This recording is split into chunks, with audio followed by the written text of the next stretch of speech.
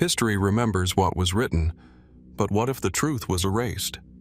Across forgotten ruins, vanished civilizations, and impossible discoveries, mysteries emerged that shattered accepted timelines and haunted scholars for generations. Hidden clues remain buried beneath centuries of silence. Were these secrets lost, or deliberately concealed forever? Beneath the scorched plains of ancient Mesopotamia, where the Tigris and Euphrates converge, lie the remnants of one of the earliest empires in human history, the Akkadian Empire. Once a realm of towering ziggurats, bustling markets, and formidable armies, it thrived under the rule of Sargon the Great around 2334 BC. But among the ruins of Agade, the empire's legendary capital, archaeologists have found traces of a civilization that vanished almost overnight, leaving behind haunting fragments of a story long whispered in cuneiform tablets, the so-called Curse of Agade. The city itself, described in clay inscriptions as a marvel of urban planning, boasted walls and canals that would have rivaled any in the ancient world. Scholars imagine the bustling streets lined with merchants, scribes, and artisans, their lives seemingly secured under the authority of Sargon's dynasty. Yet, according to surviving texts, prosperity was not enough to prevent a sudden catastrophic decline. Inscriptions speak of famine, the river failing to provide, and enemies rising unexpectedly. Some texts hint at divine wrath, a god's anger unleashed upon the city, though the exact cause is never clearly stated. Archaeological evidence supports the notion of abrupt upheaval. Layers of destruction, abandoned homes, and signs of societal collapse suggest that Agade did not simply fade. It was struck by forces that left the population fragmented and scattered. Yet the question remains, what precisely triggered this decline? Was it the overreach of an empire, environmental shifts, or a combination of factors that history has left mostly undocumented? Here, the mystery deepens. Certain Akkadian texts describe omens and curses, warnings etched into clay about the fate of those who defied divine will. The Curse of Agade, as some scholars have termed it, is mentioned in fragmentary accounts that speak of droughts, plagues, and inexplicable misfortunes. Modern interpretations often debate whether these were allegorical or literal. Could these ancient scribes have witnessed a series of environmental catastrophes, or were they interpreting political turmoil through the lens of divine judgment? Some researchers propose more speculative theories. One interpretation suggests that seismic activity in the region, earthquakes shifting the rivers or disrupting irrigation, might have made the land uninhabitable almost overnight. Another intriguing theory points to disease. Sudden outbreaks could have decimated the population, leaving the city vulnerable to internal strife and external threats. Then there are those who consider the notion of a curse, not as metaphor, but as a reflection of deep cultural beliefs in fate and divine retribution, a warning preserved across generations to explain events beyond human control. What makes the Curse of Agade especially compelling is the consistency of these warnings across multiple sources. Texts written centuries apart recount similar patterns of decline, famine, and abandonment. This raises questions about the way memory, myth, and history intertwine. Did the Akkadians themselves recognize a real pattern of vulnerability within their civilization? Or did later scribes amplify the story, framing it as a cautionary tale for rulers who might overreach their power? Even the geography of the region seems to participate in the enigma. The once mighty canals of Agade no longer guide water.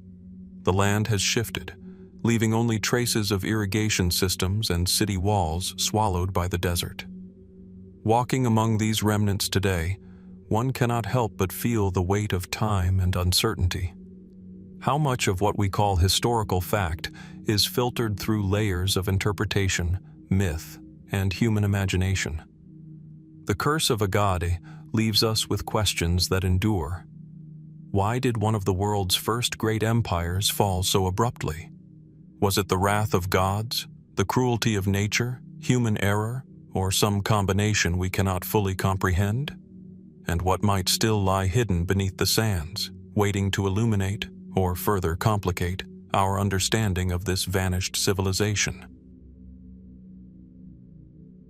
Before moving to the next mystery, if you love deep dives into mysteries like this, I put together an entire ebook dedicated to the hidden secrets of ancient Egypt. The Egypt they don't cover in school, don't show in museums, and don't explain in mainstream documentaries. The link is right below this video. Now, let's get into the next mystery. As we leave behind the ruins of Agade, the echoes of one empire's sudden decline seem to resonate far beyond its walls. Across Mesopotamia, along the fertile yet fragile lands cradled by the Tigris and Euphrates, a pattern emerges, one that hints at a far wider upheaval. Around 2200 BC, several of the world's first cities, once vibrant centers of trade, administration, and culture, began to falter in ways that have long puzzled historians and archaeologists alike. Imagine walking through Uruk, or Lagash at their peak, streets lined with mud brick homes, markets brimming with exotic goods, ziggurats rising toward the sky, and scribes meticulously recording every transaction. These were cities that defined early civilization, hubs of ingenuity and human ambition. And yet, layers of archaeological evidence reveal sudden disruptions. Abandoned houses, collapsed fortifications, and signs of famine and drought etched into the soil itself. The thriving networks of trade and administration seem to have frayed almost simultaneously, as if an invisible hand had pushed entire societies toward crisis. Mainstream explanations often point to environmental stress. Analyses of sediment cores, tree rings, and ancient river patterns suggest that a prolonged period of extreme drought, sometimes referred to as the 4.2 kilo-year event, may have drained water sources and reduced crop yields, leaving populations vulnerable. Economic strain and social unrest could have followed, unraveling political structures that had once seemed invincible.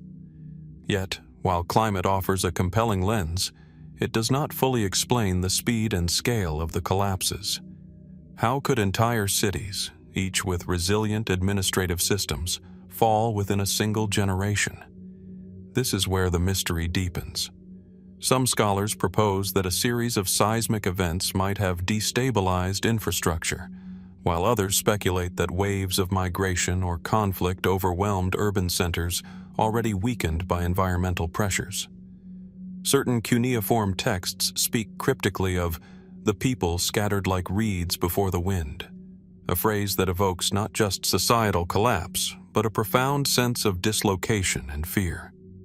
Could these records be describing real events, or are they allegorical reflections of human anxiety in the face of catastrophe? Even more enigmatic are the similarities between collapses across distant regions. From the Akkadian heartland to settlements in what is now Palestine, patterns of sudden abandonment and cultural disruption appear almost simultaneously. Was there a shared environmental trigger, or could it have been a ripple effect of interconnected trade and political alliances collapsing? The evidence suggests a complex web of factors: climate, conflict, disease, and perhaps forces we have yet to fully comprehend. Walking among these ruins today, one is struck by the quiet persistence of history. Mud bricks, pottery shards, and weathered walls carry the weight of human endeavor, achievement, and sudden loss. Every unearthed tablet or fragment of mural offers a glimpse into lives that were abruptly altered. And yet, despite centuries of scholarship, the complete story remains elusive. How did societies that seemed so advanced fail so dramatically? And what lessons might these ancient collapses hold for our own fragile civilizations? The collapse of the world's first cities around 2200 BC challenges the assumption that human progress is linear, predictable, or secure. It reminds us that even the most ambitious urban centers, built with ingenuity and determination, can be swept aside by forces that remain partially unknown. As we continue to explore these mysteries, we are left with questions that linger in the dust of forgotten streets. What exact combination of events brought these cities to ruin, and what hidden truths might still lie beneath the sands, waiting to illuminate the fragile balance between human civilization and the forces that shape it? Leaving the crumbling streets of Mesopotamia behind, we now travel north to the edge of a quiet, reflective lake in northern Greece. Here, in the shallow waters of Lake Dispilio, archaeologists uncovered something extraordinary, an artifact that challenges our understanding of early human literacy, the Dispilio Tablet. Partially charred and etched with rows of enigmatic symbols, the tablet rests in a modest display, yet it carries implications that stretch far beyond its size. At first glance, it is a simple wooden plank, but upon closer examination, it becomes a tantalizing puzzle from the distant past. The tablet dates to around 5200 BC, placing it among the earliest known examples of what may be symbolic or proto-writing in Europe. Its markings, arranged in horizontal lines, have sparked debate since its discovery in the 1990s. Were these symbols a practical tool, a record of trade or ownership, or an early attempt at written communication long before Mesopotamian cuneiform or Egyptian hieroglyphs? Mainstream scholars caution that, without a key to decipherment, we cannot definitively call it a writing system. Yet the precision and repetition suggest intention and complexity beyond mere decoration. The context of the discovery deepens the mystery. The tablet was excavated from the remains of a lakeside settlement submerged under centuries of mud and silt. Wooden structures, hearths, and pottery shards indicate a thriving community of farmers and craftsmen whose lives were intertwined with the rhythms of the lake. Yet, despite its apparent sophistication, this society vanished, leaving the tablet as one of the few clues to its existence. How did a community capable of producing such a deliberate artifact simply disappear? Was it environmental change, social upheaval, or disease that led to abandonment? Or did their story slip quietly into the currents of history, unnoticed by contemporaneous civilizations? Speculation about the tablet itself has taken many forms. Some researchers propose that the symbols might represent a form of accounting, perhaps recording livestock or grain, hinting at complex economic organization. Others suggest that it could hold ritual or calendrical significance, encoding events, seasons, or communal agreements. Fringe theories have even suggested connections to lost or unknown writing systems, hinting at a deeper, hidden narrative of human intellectual history. What is certain is that the tablet's survival, after thousands of years submerged in waterlogged soil, feels almost miraculous, a fragment of human ingenuity preserved against the odds. The Dispilio Tablet also invites reflection on the broader trajectory of human societies. Across Europe and the Near East, communities were experimenting with symbols, trade, and organization thousands of years before writing was formally recognized in the historical record. Yet so much remains uncertain. Could there have been a network of knowledge shared across regions, lost as settlements declined? Or is the tablet an isolated spark, a fleeting glimpse of cognitive leaps that were never repeated? Its presence challenges assumptions about the linear progression of human literacy and suggests that our ancestors' creativity was perhaps far more widespread than we have dared to imagine. Examining the tablet today, one is struck by its silence.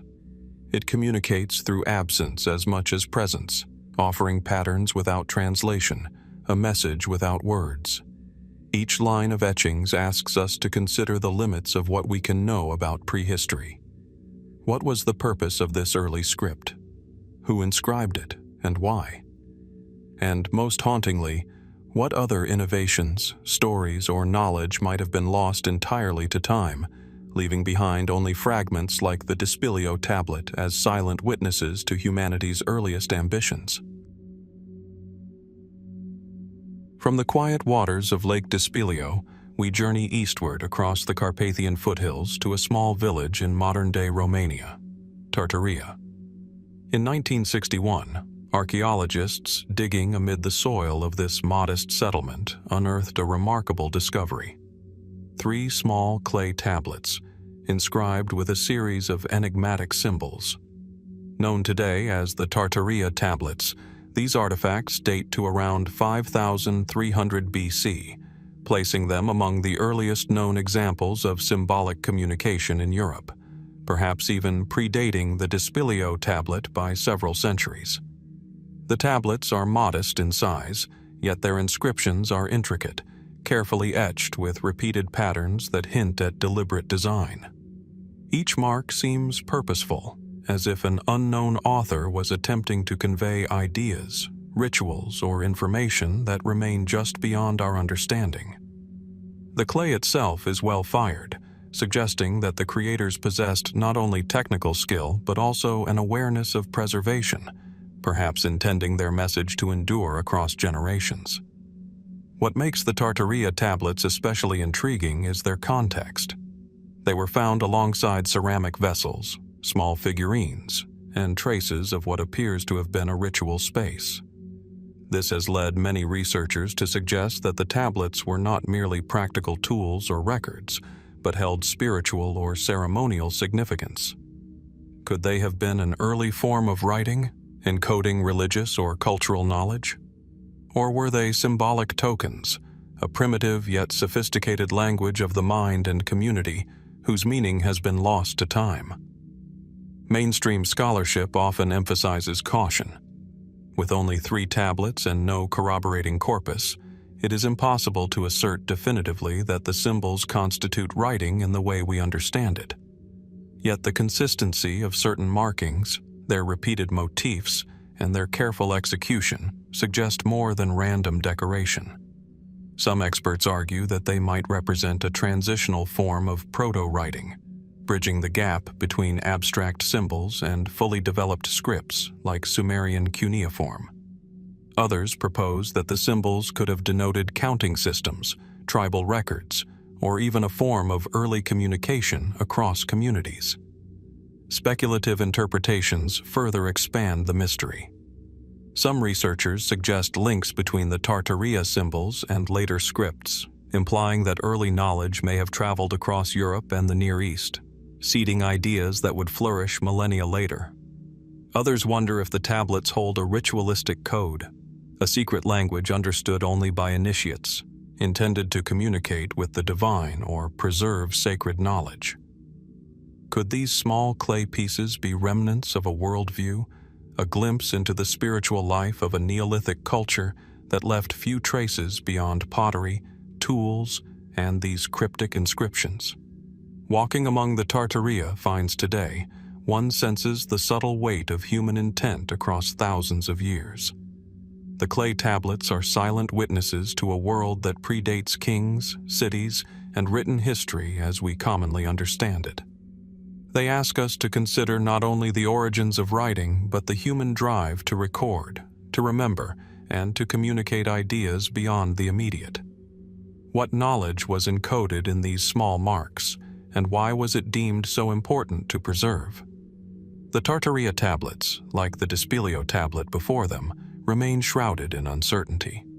They challenge assumptions about when and where humans first began to write, suggesting that symbolic thought and the need to document the world around us may have emerged independently in multiple regions.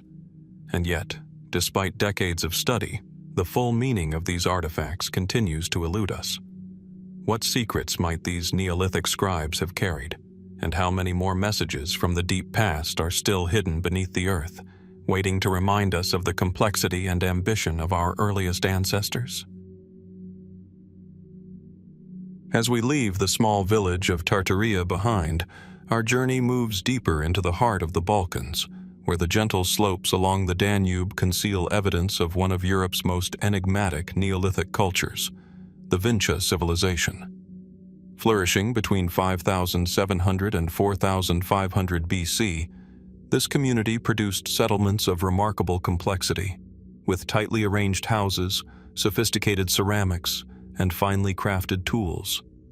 Yet, among the most compelling remnants of their culture are the countless symbols etched onto clay, bone, and pottery, what scholars today refer to as the Vinča symbols. These markings are everywhere in Vinča sites: spirals, lines, and geometric shapes, often carefully arranged into sequences that suggest deliberate thought and purpose. Found on small tablets, pottery vessels, and even figurines, the symbols hint at a form of communication far older than many previously recognized European scripts. Some appear abstract, others almost pictographic, yet all convey a sense of intentionality that invites both curiosity and debate.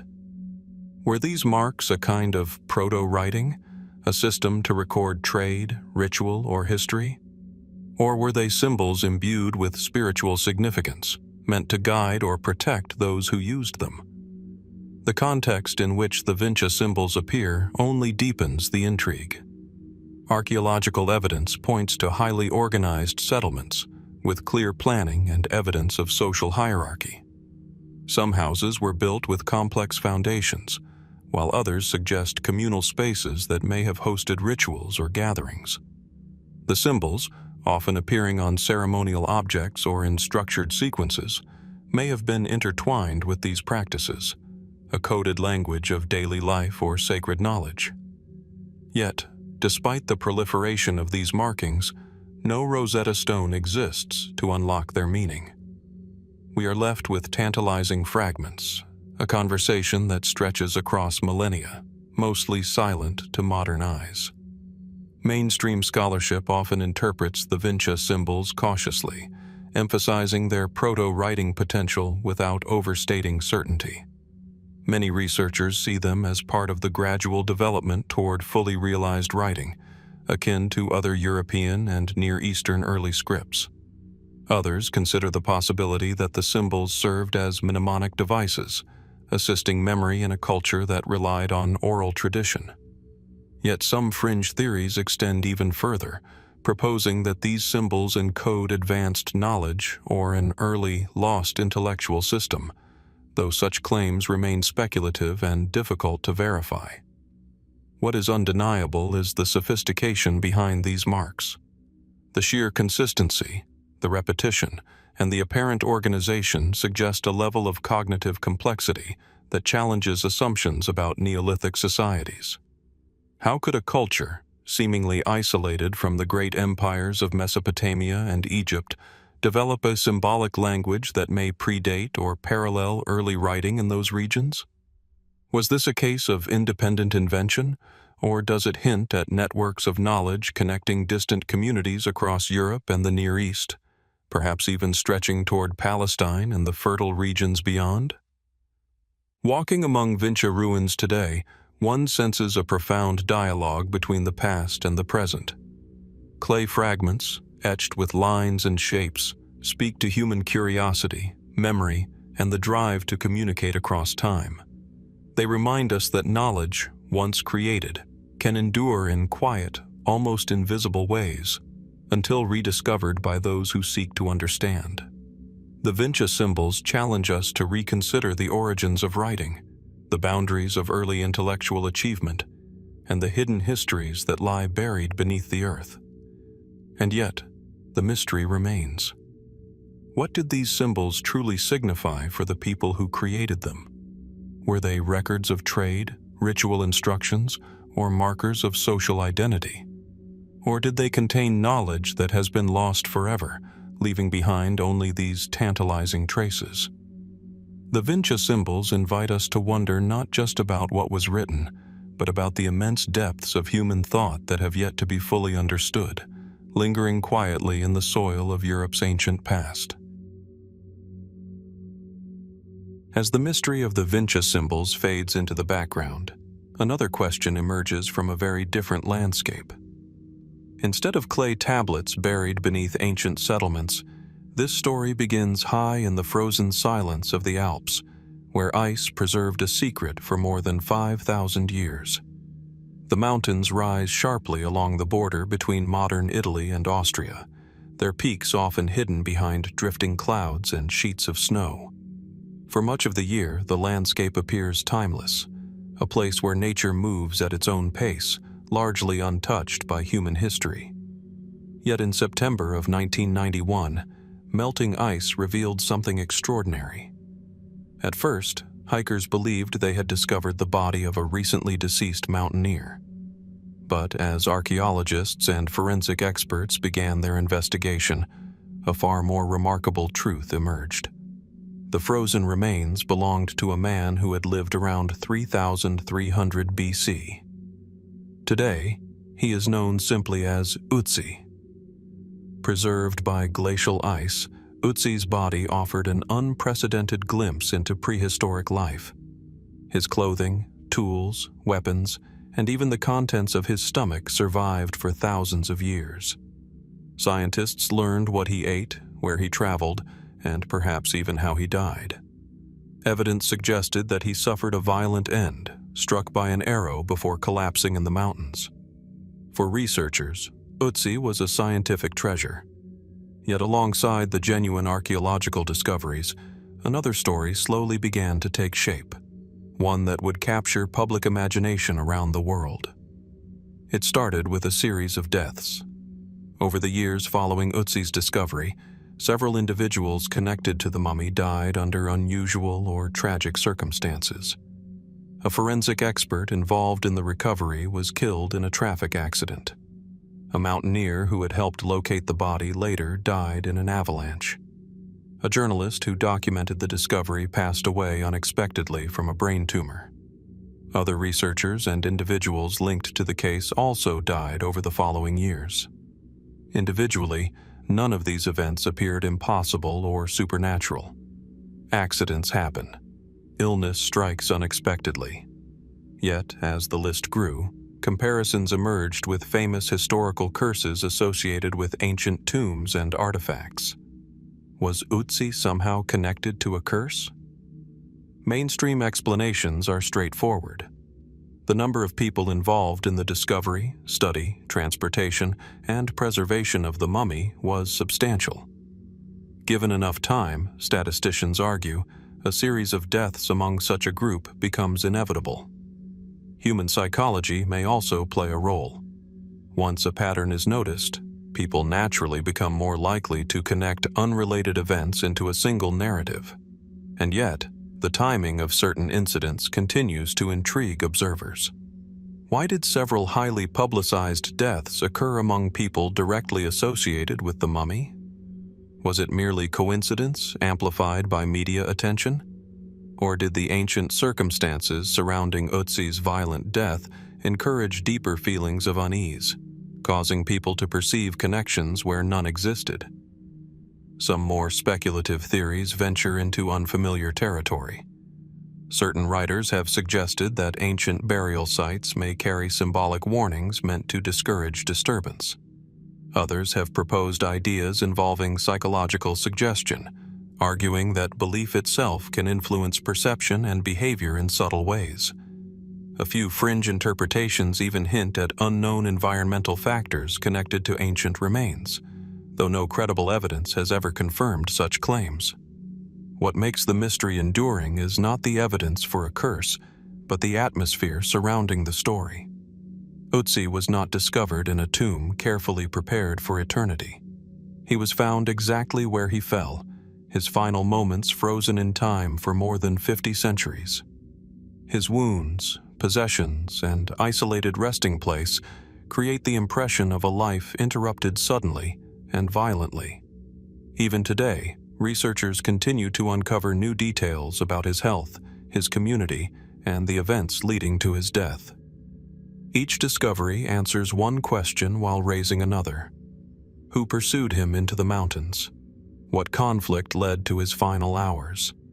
And why was he carrying such valuable equipment when he died alone in the snow? The so-called Curse of Ötzi may ultimately reveal more about human fascination with mystery than about the mummy himself. Yet standing before his remarkably preserved remains, it is difficult not to feel a sense of connection to a distant past that still guards many of its secrets. Perhaps the real mystery is not whether a curse exists, but why certain discoveries continue to inspire such powerful stories. And if a man lost in the mountains for 5,000 years can still provoke questions today, what other forgotten histories remain hidden beneath ice, stone, and earth, waiting for their moment to emerge? Leaving the icy peaks that concealed Ötzi for millennia, we return now to the sun-baked plains of southern Mesopotamia, where one of humanity's earliest urban civilizations once thrived.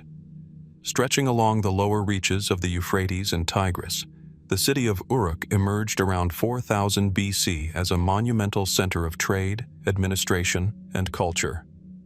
By the height of its expansion, Uruk's influence spread far beyond its walls, reaching settlements across the Fertile Crescent and into regions that touch modern-day Palestine. Entire societies appear to have been drawn into its orbit, adopting its innovations in writing, urban planning, and craft production. Uruk's streets were paved with mud brick thoroughfares. Temples and ziggurats soared above the surrounding dwellings, their foundations bearing witness to sophisticated architectural techniques. Cuneiform tablets, meticulously inscribed, record economic transactions, offerings to the gods, and civic decrees. The city seemed invincible, a marvel of human organization and ingenuity. And yet, within a surprisingly brief period, sometime around 3100 BC, this expansion came to an abrupt halt. Outlying colonies were abandoned, trade networks contracted, and the monumental growth that had characterized Uruk's rise slowed almost to a standstill. Archaeologists and historians have long puzzled over this sudden reversal. Some suggest environmental explanations: shifts in river courses, salinization of farmland, or prolonged droughts may have undermined the delicate balance that supported urban life. Sediment analyses indicate periods of flooding followed by drought, a pattern that would have challenged even the most resilient agricultural and administrative systems. Could the very rivers that nourished Uruk's growth have also carried the seeds of its decline? Yet the physical evidence does not tell the whole story. Tablets and inscriptions reveal a city still active, yet one that appears increasingly insular, focused on internal administration rather than outward expansion. Was this a strategic choice by its leaders, a conscious contraction to preserve stability? Or were external pressures, hostile neighbors, migration, or conflict, forcing Uruk to retreat? Here, the historical record grows frustratingly silent. Speculation has taken on a more mysterious hue. Some researchers propose that widespread societal stress, combined with environmental instability, might have triggered internal strife or civil unrest, disrupting the very systems that had enabled rapid urban growth. Others wonder whether disease or famine may have struck the population, weakening the social fabric and limiting the city's capacity to project influence. Fringe theories even suggest cultural or religious upheaval, with changing spiritual practices undermining established authority. Whatever the cause, the abrupt cessation of expansion remains difficult to explain fully. Walking among the ruins today, one is struck by the echoes of ambition and sudden restraint. Streets once filled with merchants now lie silent. Temples and administrative centers, though still impressive, speak of a society that had to pull back from the brink of its own achievements. Uruk's story reminds us that even civilizations at the pinnacle of innovation can encounter forces beyond their control, whether environmental, social, or otherwise.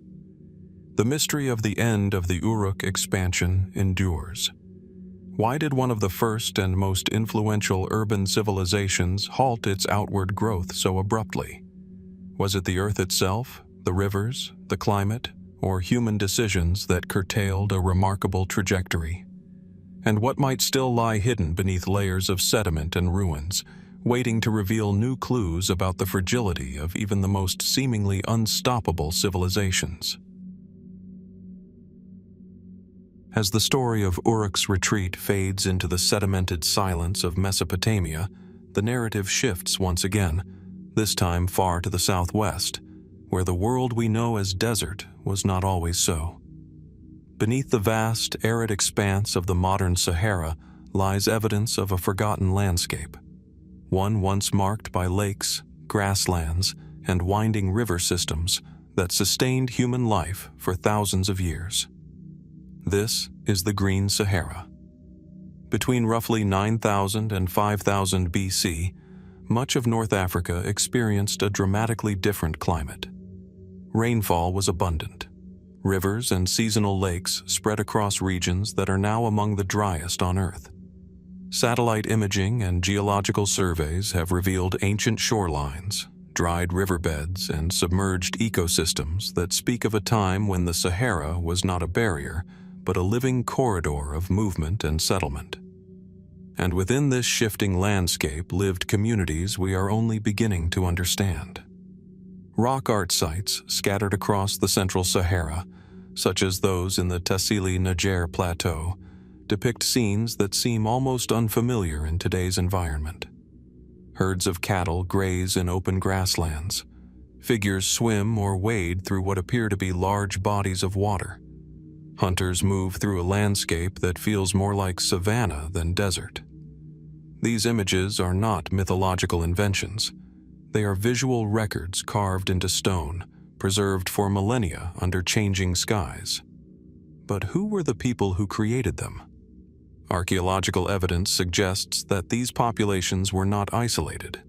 They appear to have developed complex pastoral lifestyles, domesticating cattle and moving seasonally across fertile corridors. Tools, pottery fragments, and burial sites indicate structured societies with shared cultural practices stretching across vast distances. Yet, despite the richness of the material record, their identities remain fragmentary. Names lost, languages silent. Then, something changed. Around 5000 BC, the African humid period began to weaken. Rainfall patterns shifted. Lakes began to shrink. Rivers retreated into the earth. Over centuries, the once green expanse of the Sahara slowly transformed into the desert we recognize today. But the transformation was not uniform. In some regions, the change appears gradual. In others, surprisingly abrupt. This raises questions that still challenge researchers today. Did entire communities migrate together as the land dried, or were they gradually absorbed into surrounding regions, their identities dissolving into new cultural landscapes? Some evidence suggests movement toward the Nile Valley, others toward sub-Saharan regions, and still others toward the Mediterranean coastlines. Could these dispersals have played a role in shaping later civilizations, carrying fragments of knowledge, language, or belief systems into emerging societies? Mainstream explanations focus on climate as the primary driver. Orbital changes affecting Earth's tilt reduced monsoon strength, gradually drying the region. This scientific model is well supported by geological data, yet it leaves space for deeper questions about human experience during this transition. What did it feel like to witness a living landscape slowly transform into something unrecognizable within a few generations? How does a society adapt when the ground beneath its existence begins to disappear? Some speculative interpretations suggest that these populations may have carried with them more than just survival strategies. Rock art continuity across distant regions has led some researchers to wonder whether symbolic traditions, oral histories, or even early forms of cultural memory were transmitted along migration routes. Others propose that the Green Sahara may have served as a forgotten bridge between early African civilizations and emerging societies in the Mediterranean and Near East. Yet, no definitive narrative fully explains the scale and complexity of this transformation. Standing among the remnants of dried lake beds and wind-carved rock formations, it becomes difficult to imagine this land as anything other than desert. And yet, beneath the sand lies evidence of a world that once supported rivers, forests, and human communities whose stories we are still trying to piece together. The silence of the Sahara is not empty. It is layered, shaped by time, erosion, and forgotten movement. The mystery of the Green Sahara people remains unresolved. Where did they go as the waters retreated? How much of their knowledge survived in the cultures that followed? And what other traces of their existence might still lie buried beneath shifting dunes, waiting for a future discovery to bring their world briefly back into view once again? From the shifting sands of the Green Sahara, our journey returns to the cradle of civilization, where the rivers Euphrates and Tigris have witnessed both the heights of human ingenuity and the depths of human ritual. Near the modern city of Nasiriyah in southern Iraq lies the ancient city of Ur, once a flourishing urban center of the Sumerian world. Among its ruins, the royal cemetery of Ur stands as both a testament to splendor and a haunting reminder of practices that challenge our understanding of early human societies. Excavated in the 1920s and 1930s by Sir Leonard Woolley, the cemetery revealed more than just the tombs of kings and queens. Beneath the earth lay a startling tableau, hundreds of human remains arranged in patterns that suggest ritualized death, not simple burial. Some individuals were carefully positioned in graves alongside the elite, their bodies intact, their roles uncertain. Others seem to have been placed deliberately, perhaps as attendants or servants, offering their lives in conjunction with the passing of a ruler. The scale and meticulousness of these burials immediately raised questions that remain unresolved today. Among the most famous discoveries is the tomb of Queen Pwabi. Surrounded by attendants, musicians, and guards, her grave reveals objects of exquisite craftsmanship, jewelry, ceremonial vessels, and musical instruments. Yet it is the human figures themselves that provoke the deepest sense of unease. Were these individuals willing participants, choosing to accompany their ruler into the afterlife? Or were they sacrificed against their will, victims of a society in which divine kingship demanded human lives? The evidence is ambiguous. Skeletal analyses indicate trauma in some cases, while others show no signs of violence, leaving researchers to wrestle with interpretations that are at once clinical and profoundly unsettling. Mainstream scholarship frames these burials within the context of Sumerian religious beliefs. Death, in this worldview, was not the end, but a transition to another realm. Kings and queens were seen as intermediaries with the gods, and their passage may have required attendants to maintain cosmic order. Yet, even within this framework, the scale of what occurred at Ur is extraordinary. Dozens, sometimes hundreds of people appear to have been entombed alongside the elite during a single funeral event. The logistics alone, organizing, positioning, and preparing so many bodies, suggest deliberate planning, a ritual whose human cost is staggering. Speculative interpretations push the narrative further. Some researchers have proposed that these sacrifices were intended to preserve spiritual or social hierarchies, binding the living and the dead in an eternal cosmic order. Others wonder whether epidemics, political upheaval, or social coercion might have shaped these deaths, complicating any purely religious explanation. Fringe theories occasionally suggest more esoteric meanings, including ritualistic magic or attempts to harness the life force of attendants for the benefit of the ruler in the afterlife. While difficult to verify, these interpretations reflect the profound sense of mystery that surrounds the cemetery. Walking among the excavation sites today, one is struck by the juxtaposition of beauty and horror. Artifacts gleam in museum cases, and the layout of tombs reveals careful, deliberate organization. Yet beneath the surface lies the silent testimony of human lives ended in service to ideals we may never fully comprehend. Each skeleton, each grave, is a reminder that history is not merely a record of triumph, but also a reflection of the choices, beliefs, and rituals that defined entire civilizations. The royal cemetery of Ur continues to challenge our understanding.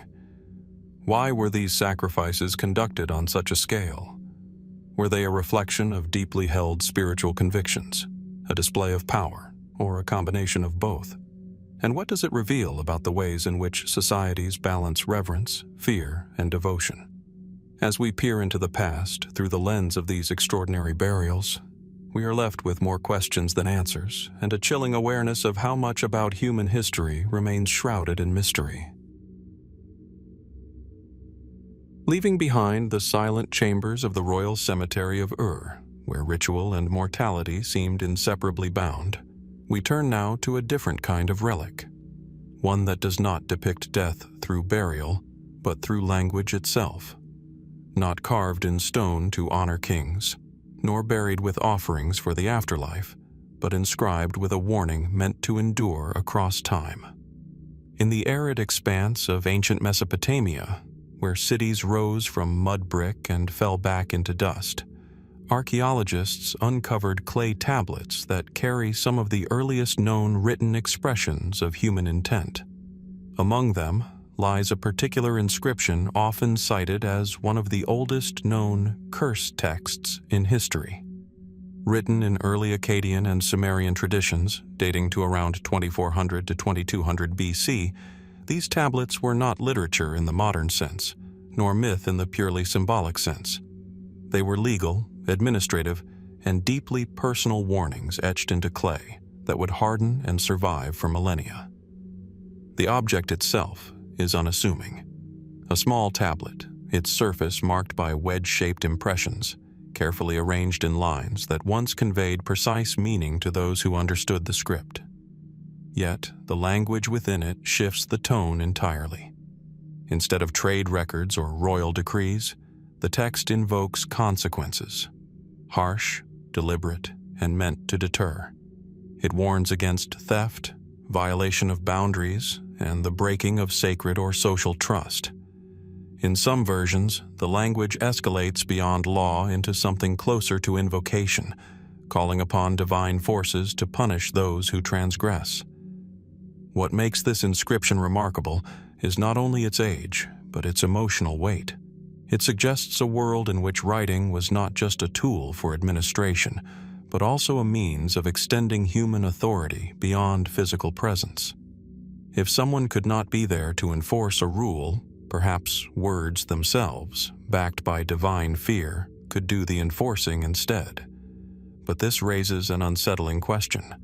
When does a legal warning become a curse? Mainstream interpretations place these inscriptions within the framework of early law codes and temple economies. Temples and palaces were central to Mesopotamian society, and written warnings helped protect property, regulate behavior, and reinforce social order. The invocation of gods was not unusual. Divine authority was deeply integrated into law itself. To modern eyes, these texts may appear supernatural, but within their cultural context, they were extensions of governance. Yet the tone of certain inscriptions seems to go further than mere administration. Some texts do not simply warn, they condemn.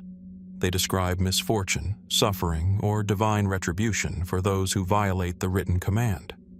This has led some scholars to describe them as precursors to later curse traditions found across the ancient world, where written words were believed to carry intrinsic power. Speculative interpretations push this idea further. Could these inscriptions reflect an early belief that language itself could shape reality? In some fringe readings, the curse texts are seen not just as symbolic threats, but as part of a broader ancient worldview in which spoken and written words held tangible force. Others suggest they may have been designed to psychologically deter crime in societies where formal enforcement systems were still developing, turning fear into a tool of order. Still, there is another layer of mystery that lingers beneath the academic explanations. Why did humans so quickly associate writing with power beyond communication? Even in the earliest stages of literacy, text appears not only as record, but as command, ritual, and warning. The oldest curse inscriptions suggest that writing was never neutral. It was always bound to authority, belief, and consequence. And yet, despite centuries of study, we cannot fully recover the mindset of those who pressed these signs into wet clay.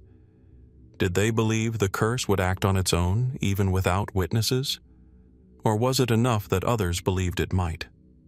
The tablet remains silent now, its once powerful words reduced to markings in museum glass. But the idea it carries has never entirely faded. Across time, humans continue to use language not only to describe the world, but to influence it, protect it, and sometimes to threaten it. So we are left with a lingering question, as relevant today as it was in ancient Mesopotamia. When words are written with intent strong enough to shape behavior, where does the boundary lie between law, belief, and something we might still struggle to define?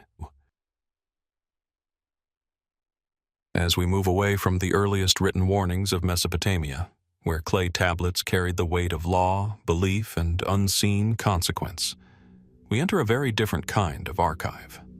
There are no libraries here, no cities preserved in brick or ash.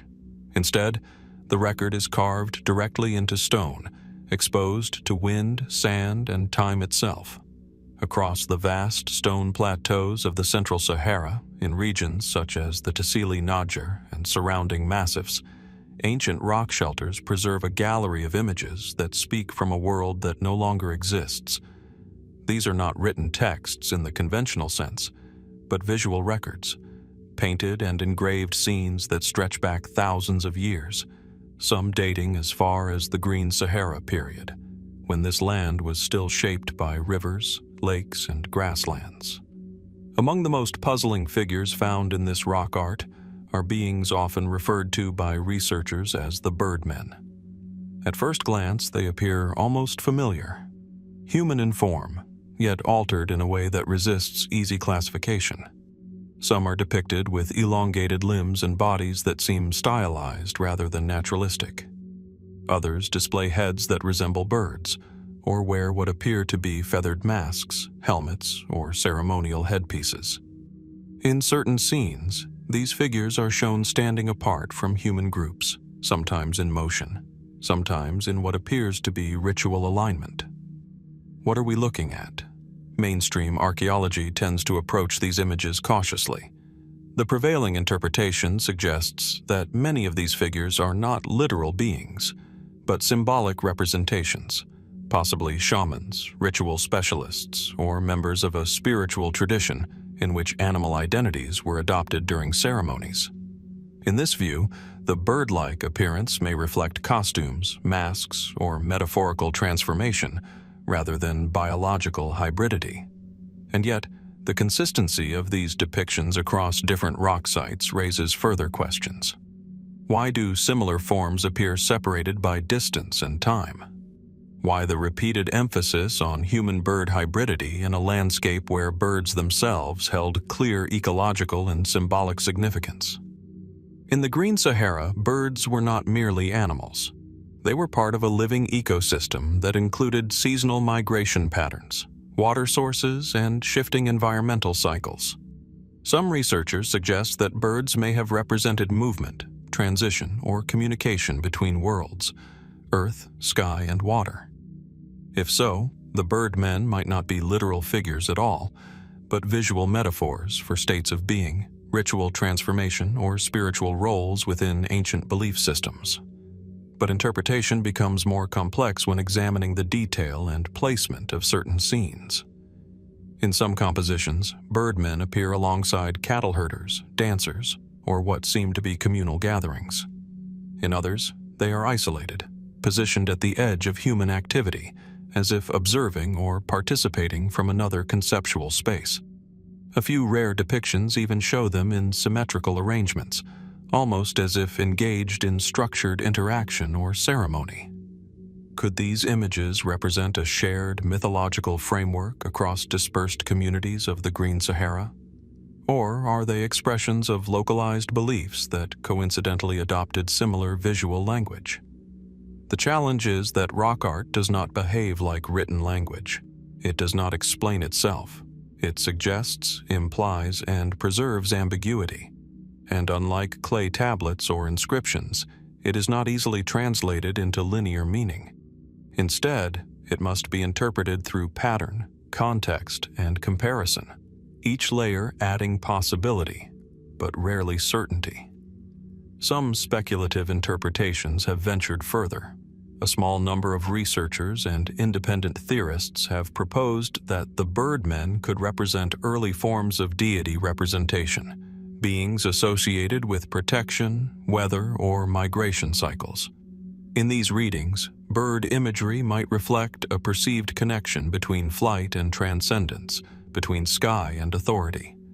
Others suggest that these figures could encode memory of ritual practices now lost, where participants adopted animal identities during trance-like states, possibly induced through ceremony, rhythm, or isolation in desert environments. More fringe interpretations go further still, proposing that the birdmen might represent encounters with external influences or forgotten cultural exchanges across prehistoric Africa. These ideas remain highly speculative and are not supported by mainstream archaeological evidence, yet they persist in discussions precisely because the images themselves resist definitive explanation. What makes the birdmen so compelling is not any single interpretation, but the space they leave open between them. They exist at the boundary between representation and imagination, between memory and symbolism. Unlike written language, which attempts to fix meaning, rock art allows meaning to remain fluid, open to time, erosion, and reinterpretation. And perhaps this is why these figures continue to draw attention today. In a landscape that was once green, inhabited, and full of movement, they stand as silent witnesses to ways of thinking that do not fit neatly into modern categories. Were they gods, masks, metaphors, or something else entirely that we no longer have the framework to recognize? Even the setting itself adds to the uncertainty. These images were carved into stone in regions that later became desert, preserving moments of human expression through a dramatic environmental transformation. The same winds that shaped the dunes now pass over rock shelters that once echoed with life. The birdmen remain fixed in place, while the world around them changed completely. As researchers continue to document and analyze Saharan rock art, new discoveries still emerge, sometimes altering previous assumptions, sometimes deepening the mystery further. Yet the central question remains unresolved. What did the people of the Green Sahara truly intend when they created these hybrid figures, half human in form, half something else entirely in appearance or meaning? And how much of their worldview has been lost, not just to time, but to the limits of how we are able to interpret it today? The birdmen do not answer. They simply remain, watching from stone, suspended between the human and the unknown, inviting us to wonder what other languages of image and meaning may still be waiting beneath the Sahara's silent surface. As the silent figures of the Saharan rock shelters fade into the dust of memory, half human, half symbolic, suspended in meanings we can no longer fully recover, the journey turns once again toward stone. But this time, it is not the open face of a cliff that preserves the past. It is what lies beneath the ground. Far beneath the limestone bedrock of the Maltese Islands, in the heart of the Mediterranean, an underground world waits in near-perfect silence. The air is still, the temperature constant, the walls carved with deliberate precision thousands of years ago. This is Hal Saflieni Hypogeum, and nearby subterranean complexes, part of a broader prehistoric landscape that continues to challenge what we understand about early human ritual and burial practices. The hypogeum itself is a labyrinth of chambers, corridors, and hollowed rock rooms carved into the earth between roughly 4,000 and 2,500 BC. Unlike surface tombs or simple burial pits, this is architecture taken underground with extraordinary intention. Some chambers are small and intimate, Others open into vast, echoing spaces where sound behaves in unexpected ways. The stone walls curve smoothly, shaped by tools and hands that worked with patience across generations. But it is what was found within these spaces that continues to provoke unease and fascination in equal measure. Thousands of human remains were discovered here, carefully arranged, layered, and placed in ways that suggest not only burial, but structured ritual treatment of the dead. Some chambers contain tightly packed ossuaries, where bones were placed after decomposition. Others appear to have been reserved for specific groups or individuals, possibly distinguished by age, status, or ritual role. And then there are the deeper chambers, those often referred to in popular accounts as the death chambers. These lower levels contain dense concentrations of human remains, sometimes arranged in ways that seem less like conventional burial and more like deliberate deposition. The repetition of placement patterns, the careful separation of skeletal elements, and the sheer number of individuals represented raise questions that archaeology continues to wrestle with. Was this a burial site in the modern sense of honoring the dead, or something more complex, perhaps a ritual space where death itself was managed, organized, and symbolically structured? Mainstream archaeological interpretations suggest that the hypogeum functioned over many centuries as both a communal burial site and a ceremonial space. The careful arrangement of bones may reflect secondary burial practices, where bodies were initially left to decompose elsewhere before being transferred underground. This practice is well documented in various Neolithic cultures and does not necessarily imply violence or mass death events. Yet the scale and architecture of the site make it difficult to reduce its meaning to a single explanation. The acoustics of certain chambers add another layer of mystery. Sound within the hypogeum behaves in unusual ways, with low frequencies resonating through the stone in ways that some researchers suggest may have been intentionally designed. In modern studies, certain vocal tones can produce vibrations that affect the entire structure, leading some to propose that sound may have played a role in ritual activity. Was this intentional, or simply a byproduct of geological formation and architectural design? And what of the so-called oracle room, where voices echo with amplified resonance? Some have speculated that such spaces may have been used for ritual chanting, trance induction, or communication with the dead. Others remain cautious, noting that interpretation of acoustic properties in ancient structures is still an emerging field. Beyond the hypogeum itself, similar subterranean burial complexes across Malta suggest a broader cultural pattern. These were not isolated constructions, but part of a wider Neolithic tradition on the islands, one that invested enormous effort into building beneath the surface of the earth. Some chambers appear to have been modified repeatedly over centuries, suggesting long-term ritual continuity rather than a single moment of construction or use.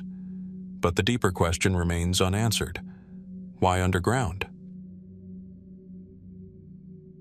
Preservation of remains, or efficient use of limited surface space. Others suggest symbolic meanings, where burial beneath the earth represented a return to a maternal or ancestral realm.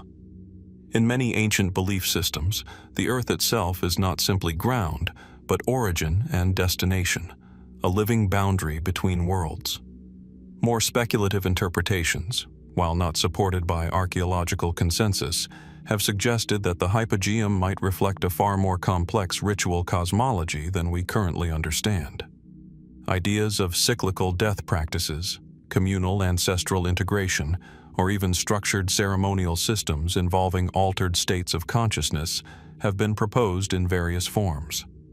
These remain hypotheses rather than conclusions, but they highlight how much of the site's purpose still resists definitive explanation. What is most striking, standing in these chambers today, is not only the presence of the dead, but the sense of intentionality. Nothing here feels accidental. Every curve of stone, every chamber transition, every placement of remains suggests a worldview in which death was not an endpoint, but part of a carefully structured process, one that required architecture, space, and time. And yet, despite decades of excavation and study, we still cannot fully reconstruct that worldview. Who were the people who built these underground worlds? What beliefs led them to carve entire sanctuaries into the living rock? And what rituals, sounds, or ceremonies once filled these chambers before silence took over completely? The giant underground death chambers of prehistoric Malta remain, in many ways, unreadable, not because they are empty of meaning, but because their meaning may belong to a way of thinking that no longer exists in any complete form. And as we stand at the threshold of these buried spaces, one question lingers in the darkness beneath the earth. How many other worlds like this still lie hidden below our feet, waiting for us to remember how to understand them? As the cool, silent chambers of Malta's hypogeum recede into memory, we turn our attention to a coastline far to the south, where the arid winds of the Atacama Desert sweep across the Pacific shores of present-day northern Chile. Here, in a land that seems harsh and unforgiving, humanity first undertook a practice that would echo across millennia: the deliberate preservation of the dead.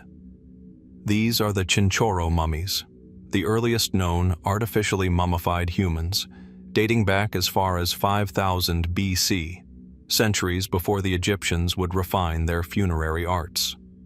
The Chinchorro people lived in small fishing communities along the desolate coastline, subsisting on marine resources, supplemented by minimal agriculture. To the casual observer, their lives might seem simple, almost precarious, dictated by the rhythm of the sea and the harsh desert climate. Yet buried beneath the sands of this unforgiving landscape lies evidence of a practice that is anything but ordinary. The dead were not merely placed in shallow graves.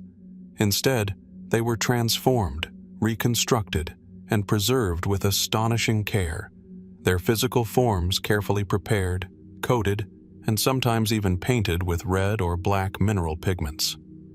The earliest of these mummies, known as the black mummies, were created by removing soft tissues, reinforcing the skeletal frame, and then covering the body with a mixture of clay and ash. Later, the red mummies technique emerged, involving meticulous disassembly and reconstruction of the skeleton, reshaping the body, and often using sticks to support delicate limbs. Hair and skin were sometimes replaced with vegetal fibers or clay, while facial features were carefully modeled to retain or restore the deceased's likeness. The end result is at once eerie and awe-inspiring. The dead returned to a semblance of life, their presence lingering across thousands of years. Why did the Chinchorro people undertake such extraordinary efforts? Mainstream anthropology offers practical and ritualistic explanations. Some suggest that environmental conditions, the arid desert and cold winds, necessitated preservation to prevent decomposition, making the mummification process functional as much as ceremonial. Others propose that it was a spiritual practice, rooted in ancestor veneration, a way to maintain connection with those who had passed and to assert social or familial continuity. Yet even within these frameworks, questions remain. Unlike later Egyptian mummies, which were typically reserved for society's elite, Chinchorro mummification appears to have been a community-wide practice, extending to men, women, children, and even fetuses. Why devote such care to every member of society, regardless of age or social standing? What beliefs or cosmologies guided this egalitarian ritual? Speculation deepens when considering the intricate techniques used, especially in the early black mummies. The act of removing flesh, reconstructing the body, and carefully shaping facial features suggests not only technical skill, but also a profound understanding of anatomy and material properties. Did these practices arise from empirical observation, spiritual insight, or a combination of both? And how were these skills transmitted across generations in small, dispersed communities without formal schools or writing systems? Even stranger are the transformations observed in some mummies. Certain individuals appear to have been deliberately altered, with skulls reshaped or facial features exaggerated, perhaps to convey status, identity, or a symbolic role within the afterlife. Some mummies show evidence of multiple reconstructions, as if the body had been revisited and renewed years after the initial preparation. What drove this persistent engagement with the dead? Was it devotion, ritual necessity, or something else entirely? The mummies themselves also interact with their environment in ways that continue to fascinate modern scientists. Mineral pigments, ochres, and manganese were carefully applied, suggesting both aesthetic intent and ritual meaning. The burial chambers, often simple pits covered with stones, contrast sharply with the elaborate human forms within them. Did the Chinchorro people intend for the living landscape to remain modest, focusing their effort instead on preserving the human presence against time itself? Archaeological study has revealed that mummification was not static. Techniques evolved over millennia, reflecting changing cultural priorities, environmental pressures, and perhaps shifting beliefs about life and death. Yet the core impulse remains constant, a desire to maintain a tangible connection to the departed, to hold on to their essence even as the body decayed. Even stranger are the transformations observed in some mummies. Certain individuals appear to have been deliberately altered, with skulls reshaped or facial features exaggerated, perhaps to convey status, identity, or a symbolic role within the afterlife. Some mummies show evidence of multiple reconstructions, as if the body had been revisited and renewed years after the initial preparation. What drove this persistent engagement with the dead? Was it devotion, ritual necessity, or something else entirely? The mummies themselves also interact with their environment in ways that continue to fascinate modern scientists. Mineral pigments, ochres, and manganese were carefully applied, suggesting both aesthetic intent and ritual meaning. The burial chambers, often simple pits covered with stones, contrast sharply with the elaborate human forms within them. Did the Chinchorro people intend for the living landscape to remain modest, focusing their effort instead on preserving the human presence against time itself? Archaeological study has revealed that mummification was not static. Techniques evolved over millennia, reflecting changing cultural priorities, environmental pressures, and perhaps shifting beliefs about life and death. Yet the core impulse remains constant, a desire to maintain a tangible connection to the departed, to hold on to their essence even as the body decayed. Even today, the Chinchorro mummies inspire profound questions about the origins of human ritual, mortality, and the meaning of care for the dead. How did communities without writing or formalized religious institutions develop such sophisticated techniques? Why was preservation extended to the very young, the vulnerable, and the unborn? And what, ultimately, does this reveal about the human relationship with death itself? A relationship defined by both fear and reverence, by detachment and extraordinary attention to detail. Standing before these ancient remains, one cannot help but feel the tension between the ordinary lives of a fishing people and the extraordinary devotion they displayed toward their dead. Thousands of years later, we are left with their handiwork, silent and enigmatic, preserved not just in clay and ash, but in questions that defy easy resolution. The Chinchorro mummies do not speak. They do not explain their methods or beliefs. They exist as enduring enigmas, testaments to a human desire to resist oblivion, to hold life beyond life, and to leave traces of identity where time might otherwise erase everything. And so we are left to wonder, what did these earliest mummifiers understand about death, about the human body, and about the invisible threads that bind the living to those who have passed? And perhaps most hauntingly, what secrets still lie buried, waiting beneath the sands, ready to challenge our assumptions about the dawn of human ritual? As the story of the Chinchorro mummies fades into the winds of the Atacama, where the earliest known human attempts to preserve identity against time still linger in salt, clay, and memory, we return once more to the ancient Near East. But this time, we are not looking at cities, tablets, or laws. We are looking at human remains themselves, altered in a way that suggests something far more intimate and far more unsettling.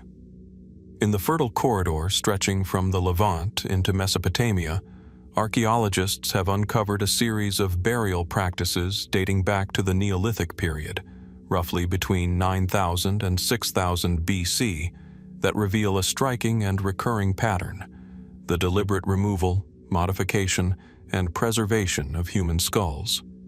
These are often referred to collectively as the skull cults of the ancient Near East. The term itself is modern and somewhat misleading, yet it persists because it captures something difficult to ignore. In multiple archaeological sites across regions that include modern-day Palestine, Syria, Jordan, and parts of Anatolia, human skulls have been found separated from bodies, sometimes plastered, painted, or carefully reshaped. In some cases, facial features were reconstructed in clay, with shells used to represent eyes, transforming the skull into something that appears almost alive. At first glance, the effect is striking. These are not simply bones stored after death. They are curated remains, altered, displayed, and in some cases, seemingly preserved as if to maintain presence rather than memory. One of the most famous examples comes from Jericho, where archaeologists discovered plastered skulls dating to the pre-pottery Neolithic period. The skulls were carefully reconstructed, with clay applied to rebuild facial contours. Shells were inserted into the eye sockets, giving the impression of open, watchful gaze. These remains were often buried beneath household floors or stored in communal spaces, suggesting that the dead were not entirely separated from the living world. But what does this mean? Mainstream archaeology interprets these practices as evidence of ancestor veneration. In this view, the skulls represent a form of remembrance and social continuity. By preserving the heads of the deceased, communities may have been maintaining a tangible connection to lineage, identity, and authority. The skull, in many early cultures, was considered the seat of personality or spirit, making it a natural focus for ritual preservation. Yet even within this explanation, questions remain unresolved. Why were only certain individuals selected for this treatment? In some sites, not all dead were treated equally, only specific skulls were removed and modified. Does this suggest social hierarchy, ritual selection, or something more symbolic that we no longer fully understand? And why the intense focus on the face itself? The effort required to reconstruct facial features in plaster suggests more than simple storage. It implies recognition, perhaps even interaction. Were these reconstructed skulls meant to represent the living presence of the dead within the household? Or were they part of rituals we can only partially reconstruct from fragmentary remains? As excavation continues across the Near East, variations of this practice appear in different forms. Some skulls show signs of repeated handling over time. Others appear to have been reburied multiple times, as if their significance shifted across generations. In a few cases, skulls were found arranged in clusters, suggesting communal or ritual deposition rather than individual remembrance. This has led some researchers to propose that skull treatment may have played a role in early social structures, possibly linked to emerging ideas of ancestry, land ownership, or communal identity. In societies transitioning from nomadic to settled life, the physical remains of ancestors could have served as powerful anchors, connecting people not only to their dead, but to place itself. But there are still other interpretations that linger at the edges of academic debate. Some suggest that the skulls may have been involved in ritual cycles of death and renewal, where human remains were periodically exhumed, modified, and reburied as part of seasonal or ceremonial practices. Others propose that the skulls might have been used in early forms of ritual display, possibly during gatherings or ceremonies that reinforced group cohesion or spiritual belief. More speculative ideas, while not supported by mainstream archaeology, sometimes suggest that the skulls represent an early form of identity preservation beyond death, an attempt not just to remember the dead, but to maintain their presence in a tangible, almost physical sense. In these interpretations, the boundary between life and death becomes less absolute, more fluid, shaped by ritual practice rather than biological fact. Yet perhaps the most difficult question is not how these skulls were treated, but why they mattered so deeply. Across time and geography, human societies have found countless ways to engage with death. But the Neolithic skull practices of the Near East stand out for their intimacy. These were not distant tombs or abstract memorials. These were skulls kept close, sometimes beneath homes, sometimes within communal spaces, sometimes carefully reconstructed to resemble life itself. What kind of worldview makes such practices meaningful? Standing before these artifacts today, one is struck by the quiet contradiction they represent. On one hand, they are remains of the dead, stripped of flesh and life. On the other, they are carefully shaped objects of attention, care, and repeated interaction. They seem to exist somewhere between memory and presence, between object and personhood. And so the mystery remains.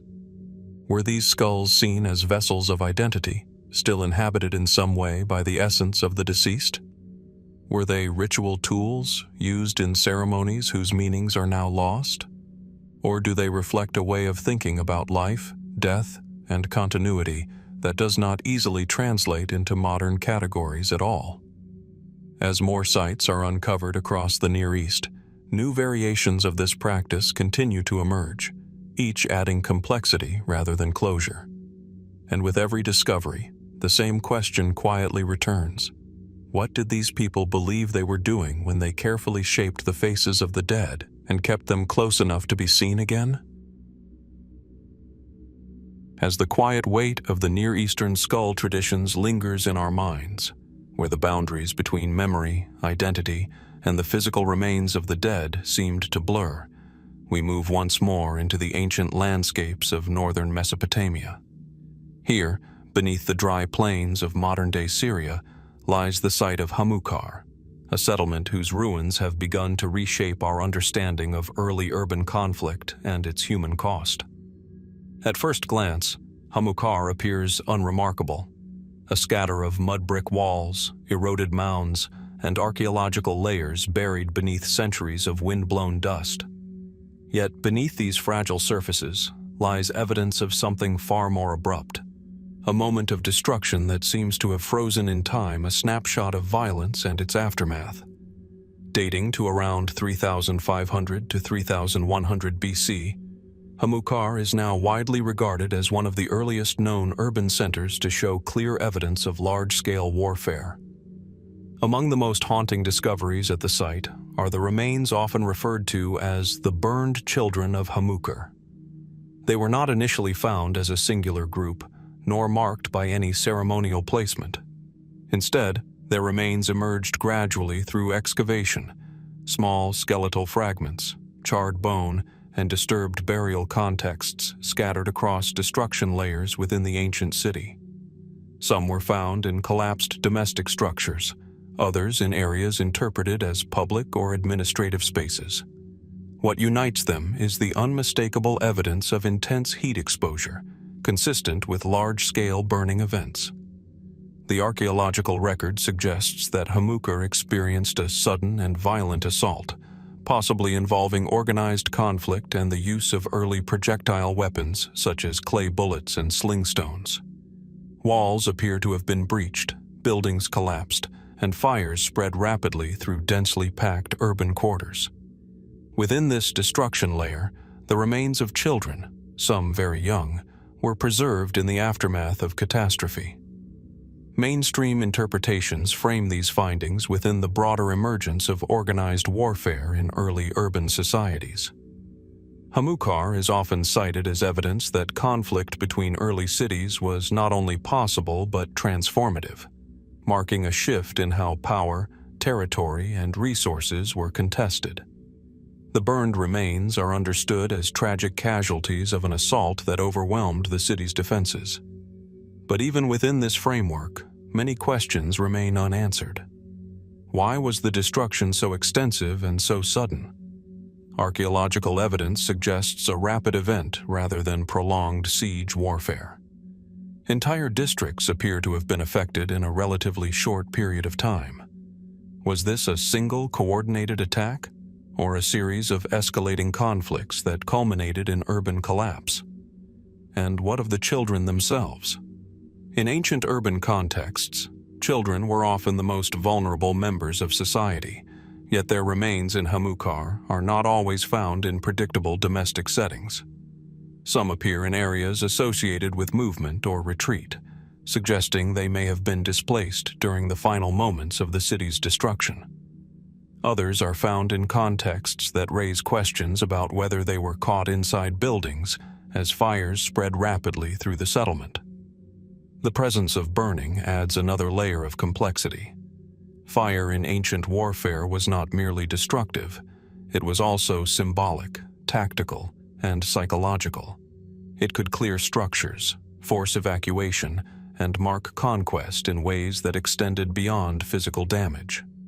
But in Hamoukar, the scale of burning suggests something more uncontrolled, as if the city itself became consumed in a cascading chain of collapse. Some researchers propose that environmental and architectural factors may have amplified the destruction. Mud brick structures, while efficient and common, are highly vulnerable to fire. Once ignited, entire districts could collapse inward, trapping inhabitants and accelerating the spread of flames. In such a scenario, distinguishing between intentional destruction and structural chain reactions becomes increasingly difficult. Yet there are also more speculative questions that occasionally arise in discussions, though they remain outside mainstream archaeological consensus. Could internal conflict have played a role alongside external attack? Was Hamoukar already destabilized by social tension, resource pressure, or political fragmentation before the final destruction? And how might such internal vulnerabilities have influenced the scale of human loss, particularly among the most defenseless members of the population? These questions do not alter the archaeological evidence, but they do complicate the narrative. The burned layers of Hamoukar are not simply records of war. They are records of a moment when multiple forces may have converged, producing an outcome far more devastating than any single cause alone might explain. Walking through the excavation reports and reconstructed site maps, one is struck by the absence of closure. There is no clear endpoint, no gradual abandonment that might suggest preparation or evacuation. Instead, there is rupture, a sharp break in the archaeological sequence, followed by silence. The city does not slowly fade. It stops. And within that stopping, the remains of children become silent witnesses to events we can only partially reconstruct. What were the final moments like within Hamoukar's streets and homes? Did families attempt to flee as fire spread through the city? Were there warnings, or did the attack come without preparation? And how many stories were lost in the space between collapse and preservation, never to be recovered from the soil? The burned children of Hamoukar do not provide answers.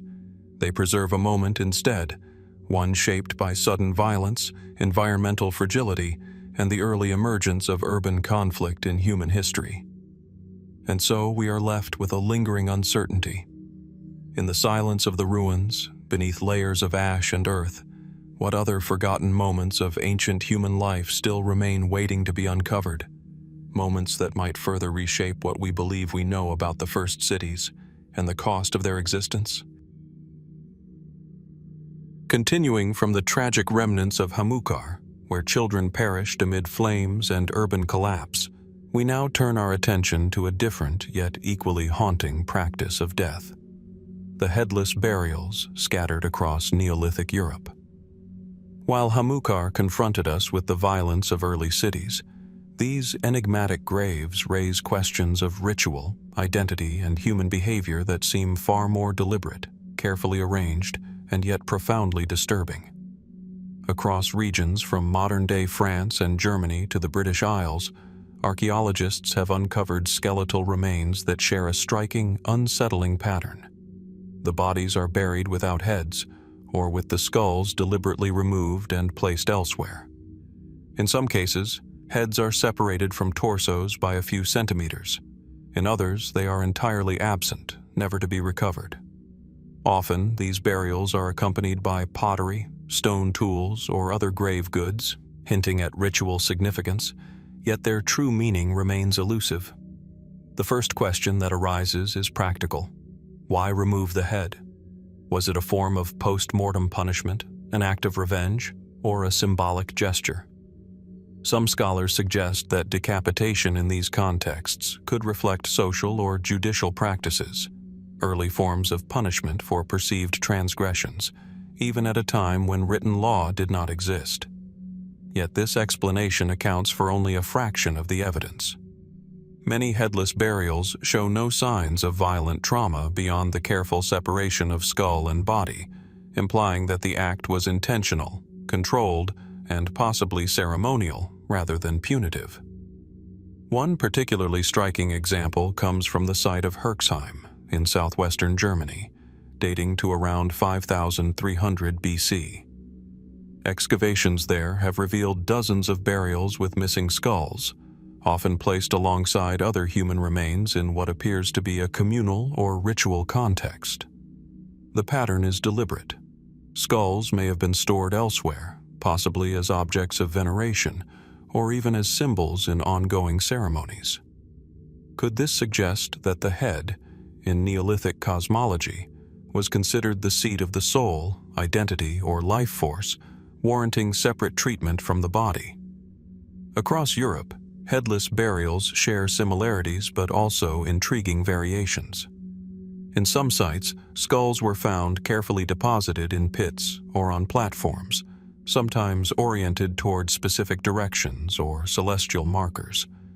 Elsewhere, skulls are entirely absent, raising the unsettling possibility of removal for reasons we cannot yet imagine, perhaps for display, exchange, or spiritual purposes. In certain Neolithic tombs, even children are included among these burials, suggesting that the practice was not limited to adults or community leaders. Mainstream interpretations often lean toward ritual significance. Anthropologists propose that head removal may have been part of a cycle of ancestor veneration, fertility rites, or ceremonies marking the boundary between life and death. In this view, the body serves one purpose, while the head, perhaps seen as the seat of consciousness, lineage, or spirit, serves another. The deliberate care evident in the placement of remains points to a belief system that imbued physical anatomy with symbolic meaning. Yet the mystery deepens when we consider sites that seem to combine violence and ritual. Some burials show evidence of cutting marks or blunt trauma on cervical vertebrae, while the skulls themselves are preserved elsewhere. Could this indicate a form of ritualized execution or human sacrifice, carefully structured to serve spiritual or communal objectives? Or might it reflect inter-community conflict, where decapitation was both symbolic and practical, a method of asserting dominance or claiming power? In certain regions, headless burials appear alongside unusual arrangements of other skeletal remains. Torsos may be positioned in repetitive patterns, arms arranged symmetrically, and grave goods meticulously placed. The attention to formality suggests that the removal of the head was not an afterthought, but an integral component of the burial ritual, imbued with meaning that we, centuries later, struggle to interpret. The presence of repeated patterned decapitations across distant regions of Europe raises a broader question. Was this a shared cultural practice, a common spiritual ideology, or a series of coincidental developments arising independently? Did communities across the continent independently conceive the symbolic separation of head and body?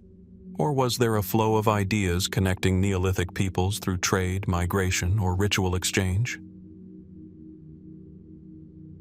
As we examine these graves today, standing before fragments of bone and traces of ancient fires or stonework, we are confronted with an unsettling silence. There are no written records to explain intent, no surviving witnesses to describe the beliefs that guided these practices. We are left with objects, placement patterns, and the enduring question of meaning.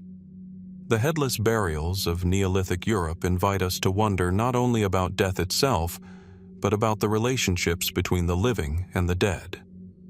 What power did these communities ascribe to the skull? How did they perceive life, consciousness, and the afterlife?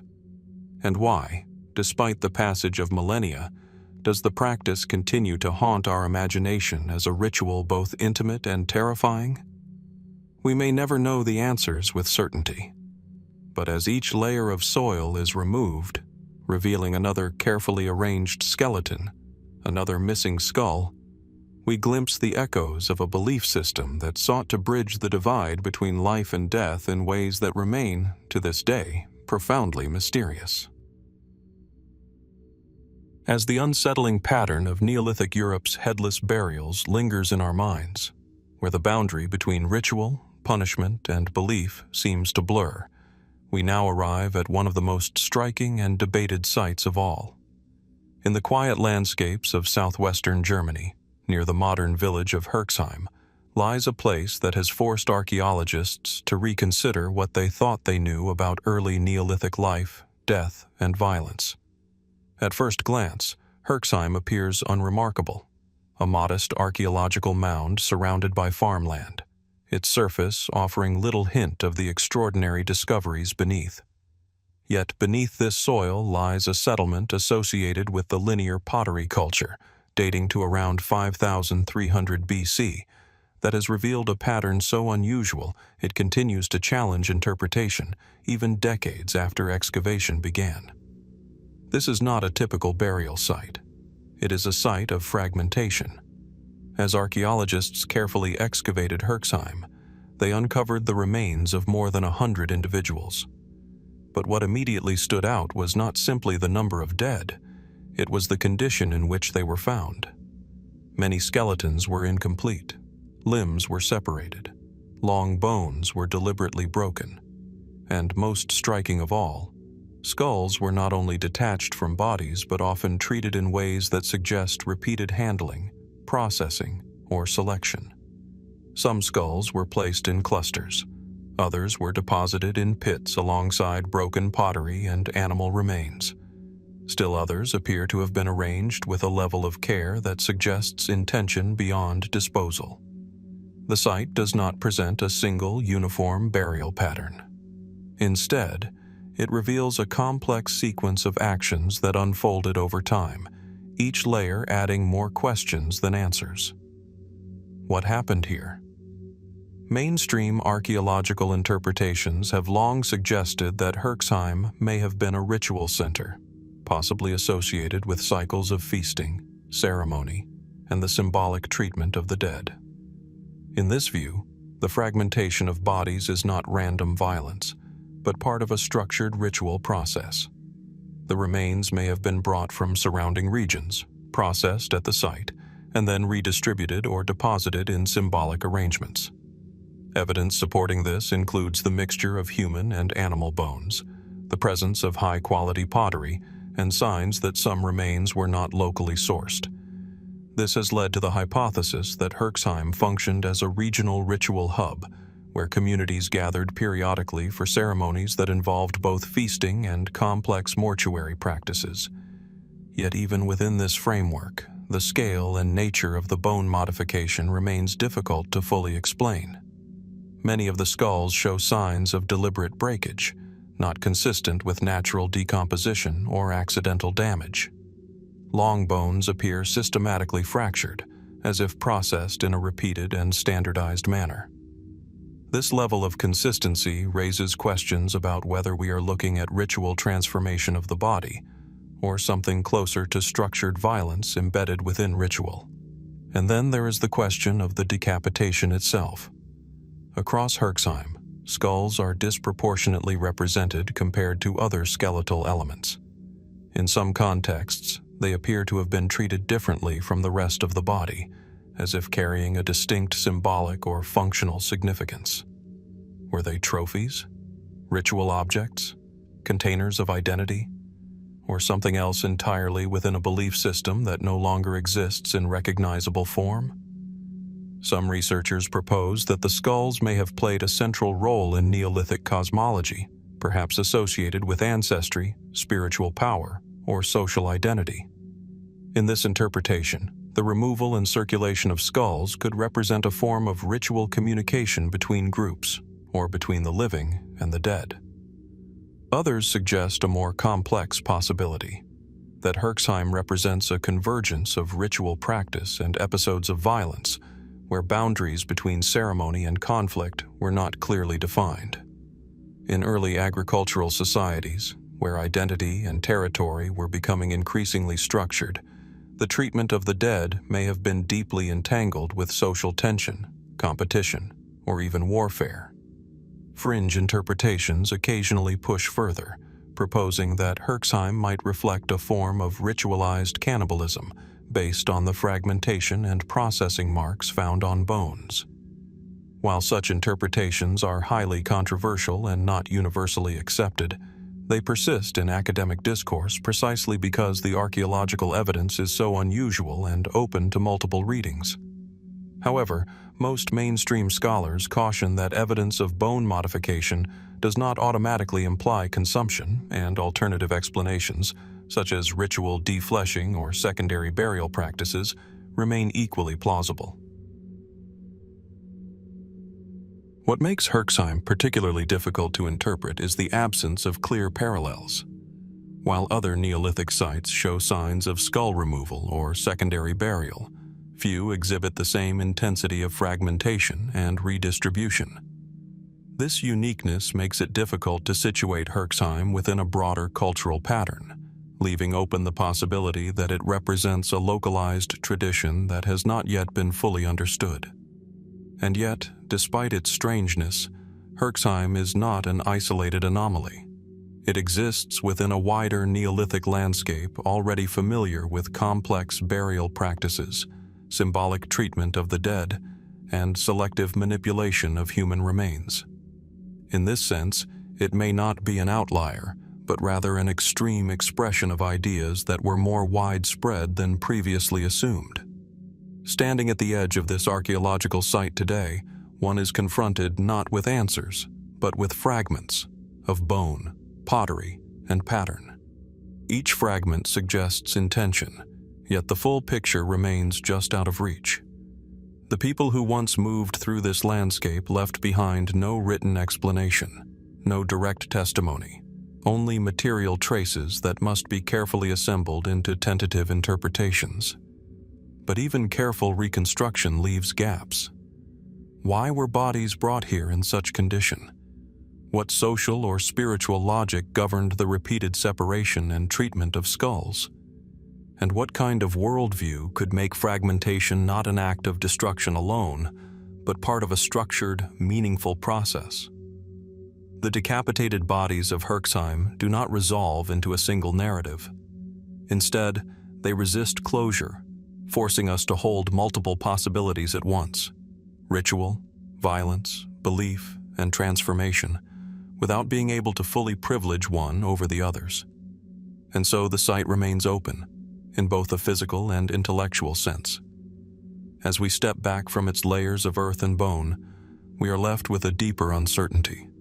How many other Neolithic sites, still buried or only partially excavated, contain similar patterns that we have not yet recognized? And what might they ultimately reveal about the earliest chapters of human society, where death was not only an end, but perhaps something far more complex than we are yet able to define? As the fragmented remains of Herxheim fade into the broader Neolithic landscape, where ritual, violence, and symbolism seem to intertwine without clear boundaries. We now move further back in time and further south along the arc of early human experience. From the forests of Europe, we travel to the edge of one of the most vital lifelines of early civilization, the Nile Valley. Here, near the second cataract of the Nile in what is now northern Sudan, lies a windswept desert site known as Jebel Sahaba. At first glance, it appears unremarkable, an expanse of sand and stone shaped by time and erosion.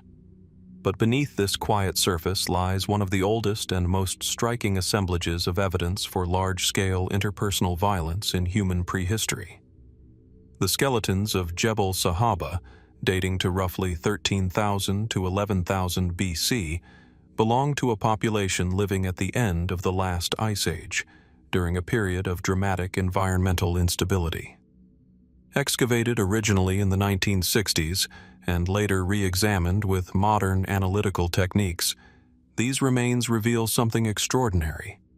A community caught in repeated episodes of violence, long before the emergence of agriculture, cities, or written history. The burial site contains at least several dozen individuals, many of them interred in a cemetery-like arrangement along the ancient Nile floodplain. But what immediately sets these skeletons apart is not simply their age, it is the condition of their bodies. Dozens of individuals bear traces of trauma. Stone projectile points are embedded in bones. Fractures mark skulls, ribs, and limbs. Some individuals appear to have suffered multiple injuries, suggesting repeated encounters with violence rather than isolated incidents. In certain cases, healed wounds indicate survival after earlier attacks, followed later by fatal injuries. This suggests a prolonged period of conflict rather than a single catastrophic event. Standing before these remains in modern reconstructions, one is confronted with a difficult image. Not a battlefield in the conventional sense, but a landscape where violence appears to have been part of everyday survival. What kind of world produces such evidence? Mainstream archaeology interprets Jebel Sahaba as one of the earliest known examples of organized intergroup conflict. The prevailing explanation is that environmental stress at the end of the Pleistocene created competition over resources along the Nile corridor. As climatic conditions shifted, water sources became more unpredictable, and groups may have been forced into closer proximity, intensifying competition for food, territory, and seasonal resources. In this view, the skeletons represent not a single war, but a prolonged period of intermittent conflict, small-scale raids, ambushes, and retaliatory violence that accumulated over generations.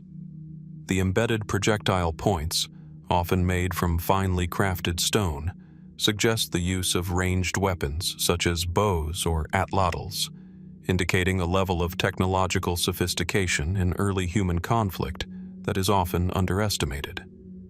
Yet even within this framework, Jebel Sahaba resists simple interpretation.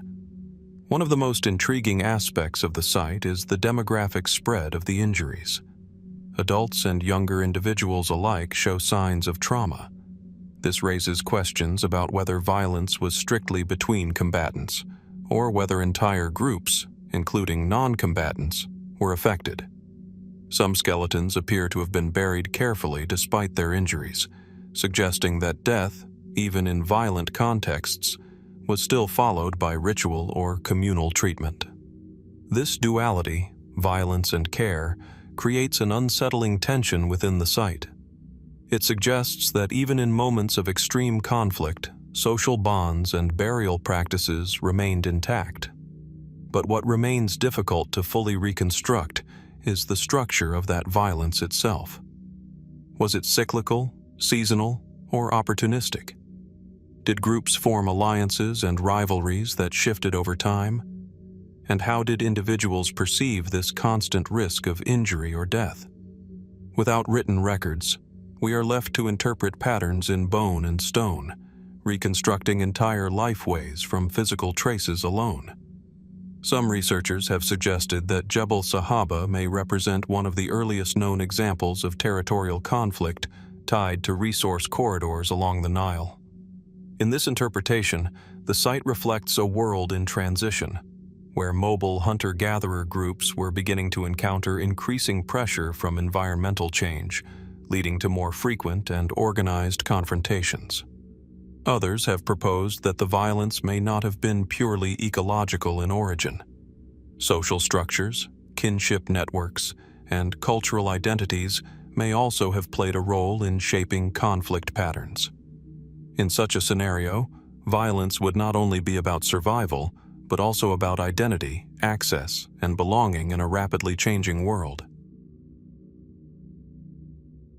More speculative interpretations occasionally suggest that the scale of injury at Jebel Sahaba reflects a level of sustained hostility that challenges assumptions about early human societies being predominantly peaceful or loosely organized. While some popular narratives once emphasized harmony in prehistoric life, sites like this complicate that picture, revealing a more nuanced and often harsher reality. However, caution remains essential. Trauma on bones tells us about injury, not always about intent, context, or social meaning. Each embedded projectile point represents a moment in time, but not necessarily the full story behind it. Archaeology can show us what happened, but rarely why in a complete sense. Still, the patterns are difficult to ignore. Repeated injuries, multiple individuals affected, evidence of both survival and fatality. A landscape that seems to have been shaped not only by environmental change, but by recurring human conflict. And yet, despite the violence recorded in these remains, there is also evidence of burial care. Bodies were placed with attention. Some were interred together. Others show signs of deliberate positioning. Even in death, there appears to have been a recognition of humanity, of belonging to a group that continued to observe ritual practices despite hardship. This contradiction between sustained violence and sustained care lies at the heart of Jebel Sahaba's mystery. What kind of social world allows both to coexist? Were these individuals members of communities locked in long-term conflict, or part of a broader network of groups adapting to unstable environmental conditions? And how did they understand the violence they experienced, not as isolated tragedy, but as part of a larger, perhaps even expected, pattern of life? As modern researchers continue to analyze the site using advanced imaging, isotopic analysis, and microscopic examination of bone trauma, new details continue to emerge. Yet each discovery seems to refine the picture without fully completing it. We see more clearly how they were injured. We can estimate how often violence occurred. We can reconstruct aspects of diet, movement, and survival. But the lived experience, the emotional, social, and cultural reality of those moments, remains just beyond reach. The skeletons of Jebel Sahaba do not speak in narratives. They speak in fragments, fractures, embedded stone, healed wounds, and final rests in the soil of the Nile Valley. And so the question remains open, carried forward into the deep silence of prehistory.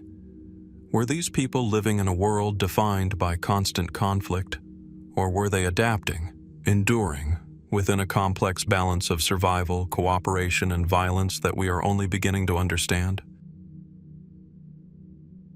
From the arid sands of the Nile Valley, where the skeletons of Jebel Sahaba silently testify to humanity's earliest known organized violence, we travel thousands of years and miles northward into the rich loam of Central Europe. Here, amid what would become the heartlands of Neolithic culture, lies the site of Schletz, a place where the echoes of brutality are etched not only in bone, but in the very soil beneath our feet. Unlike the dispersed injuries of Jebel Sahaba, Schletz reveals a more deliberate, orchestrated episode of mass death, frozen in time. Schletz sits near the banks of the Danube, its landscape today a tranquil expanse of fields and gentle hills. Yet beneath this pastoral calm, archaeologists unearthed one of Europe's earliest evidence of large-scale massacres, dating to roughly 5000 BC. Excavations in the late 20th century revealed a settlement entirely abandoned, its wooden houses burned, its inhabitants brutally slain. The discovery was unsettling, not only for the scale of the deaths, but for the chillingly precise nature of the violence. Walking through reconstructions of Schletz in the mind's eye, one can picture the chaos of that day. The settlement, fortified with palisades and ditches, suggests awareness of danger, a community prepared for the possibility of attack. Yet, whatever force descended upon Schletz breached those defenses, leaving behind the skeletal remains of at least 80 individuals. Many bear injuries inflicted at close range, skull fractures, broken jaws, and puncture wounds indicative of handheld weapons. Unlike earlier hunter-gatherer sites, the violence here seems targeted, personal, and terrifyingly efficient. One of the most haunting aspects is the demographic composition of the victims. Men, women, and children all perished, their bodies left in positions suggesting little attempt at ceremonial burial. Some skeletons are partially burned, while others display signs of blunt force trauma. The violence appears indiscriminate, a complete obliteration of a small community. Archaeologists have noted that some bodies were dismembered, and certain remains were thrown into ditches, hinting at acts meant to instill fear or perhaps convey a symbolic message to others. Why was Schletz destroyed? Mainstream explanations often cite competition for resources. During the 5th millennium BC, Central Europe was experiencing demographic pressures. Farming communities, newly settled along fertile river valleys, were expanding, and conflicts over land, water, and access to fertile plots may have erupted with deadly consequences. The fortified nature of Schletz suggests that its inhabitants anticipated such pressures, yet it was insufficient to protect them from the overwhelming force that struck. Yet, even within this pragmatic framework, questions abound. The systematic nature of the killings, the burning of structures, and the careful targeting of the settlement hint at more than opportunistic raiding. Could this have been an act of ritualized violence, an attempt to exterminate a rival group, or even a punitive strike designed to consolidate power or instill terror? Some researchers have suggested that the massacre at Schletz reflects early forms of organized warfare, challenging previous assumptions that large-scale inter-community violence emerged only much later. The archaeological record is striking in its details. Several individuals show defensive wounds, broken bones consistent with raising arms to block blows. Projectile points, knives, and club marks appear on skulls and ribs. Yet curiously, some bodies show minimal trauma, as if they were caught off guard or unable to flee. Were they the elderly, the sick, or those considered less threatening to the attackers? The presence of partially burned houses indicates a secondary phase, destruction of shelter after the killings, perhaps to prevent the settlement's reoccupation or to send a clear message to neighboring communities. The scene at Schletz also invites consideration of social memory and psychological impact. How did nearby communities react upon discovering this horror? Oral transmission of such events may have shaped social behavior for generations, reinforcing defensive strategies, strengthening fortifications, or prompting migration.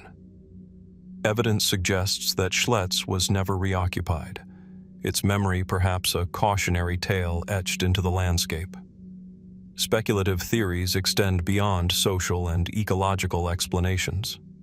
Some have posited that a ritual or symbolic dimension could have driven the massacre, tying Schletz to broader spiritual or cosmological beliefs of the Neolithic world.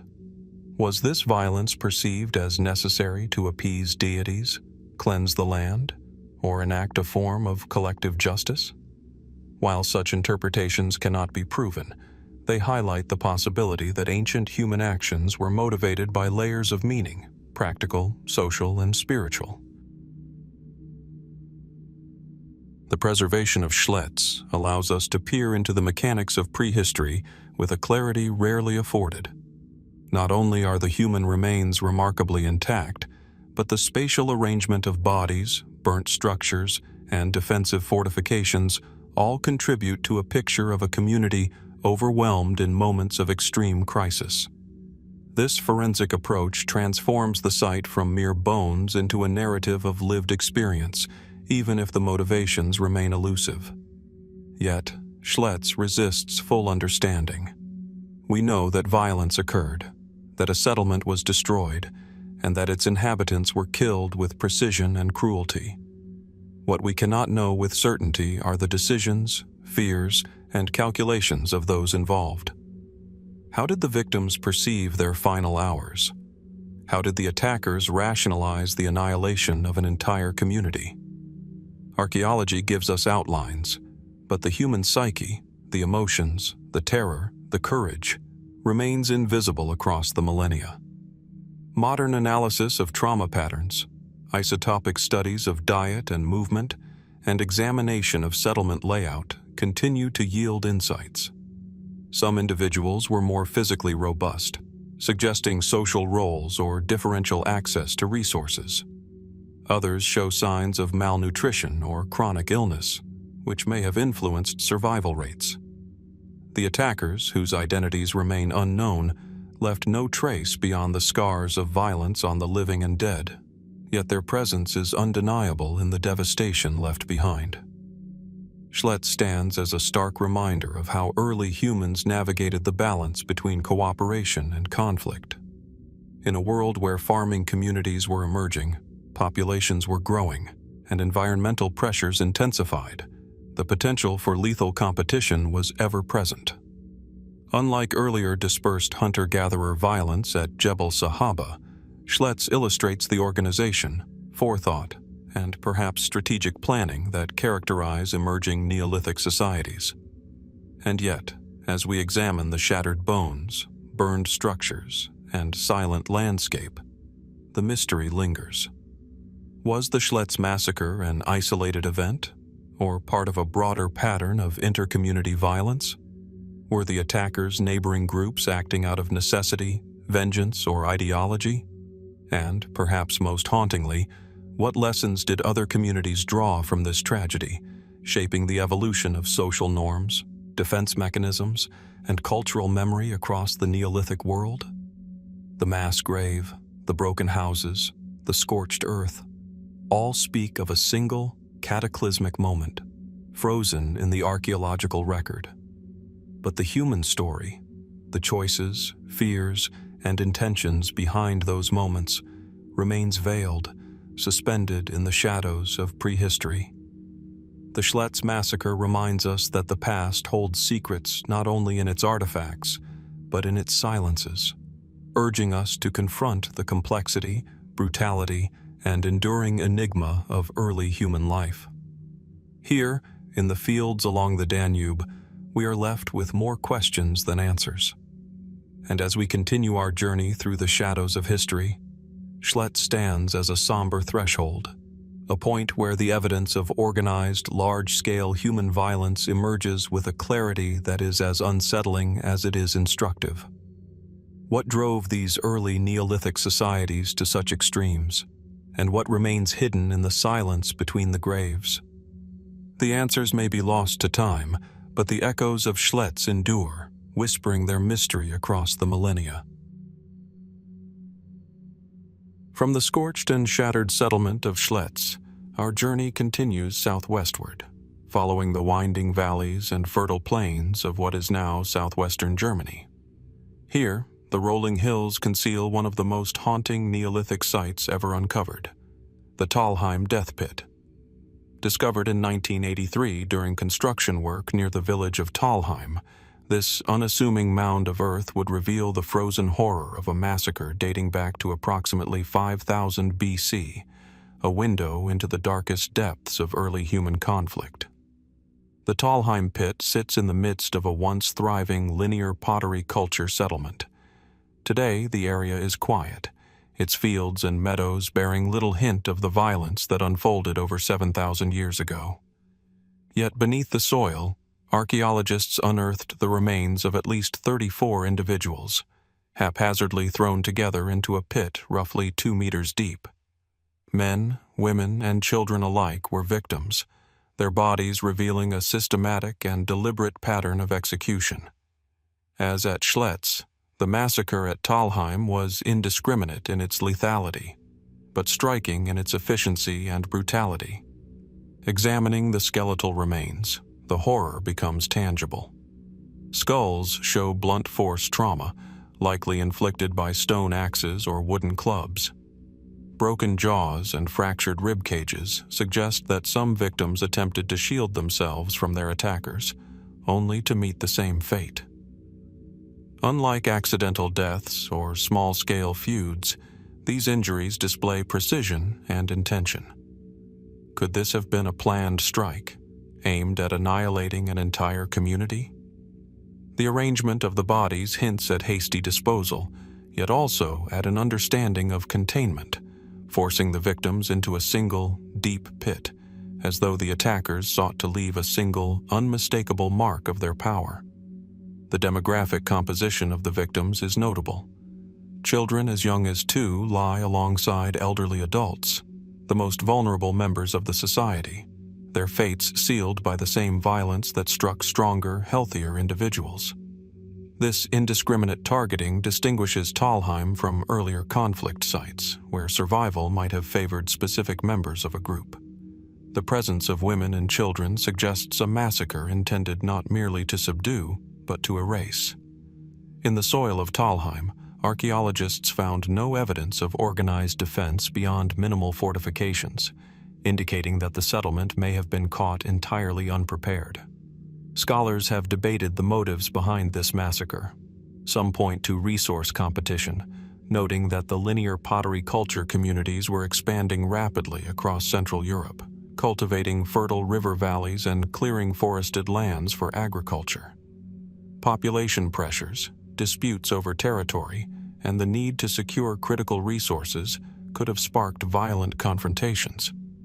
Yet the methodical nature of the killings and the lack of evidence for plunder or theft complicates purely pragmatic explanations. Could ideology, ritual, or social signaling have played a role in the destruction of Talheim? Theories remain speculative, but the scale and organization of the attack suggest that the perpetrators were operating with intent and forethought, rather than reacting impulsively. The forensic evidence reveals further enigmas. Many of the victims exhibit similar trauma patterns, crushing blows to the head, often inflicted from behind. This suggests execution-style killings, where the attackers sought to incapacitate quickly and efficiently. Some bones show defensive wounds on forearms and hands, indicating desperate attempts to resist.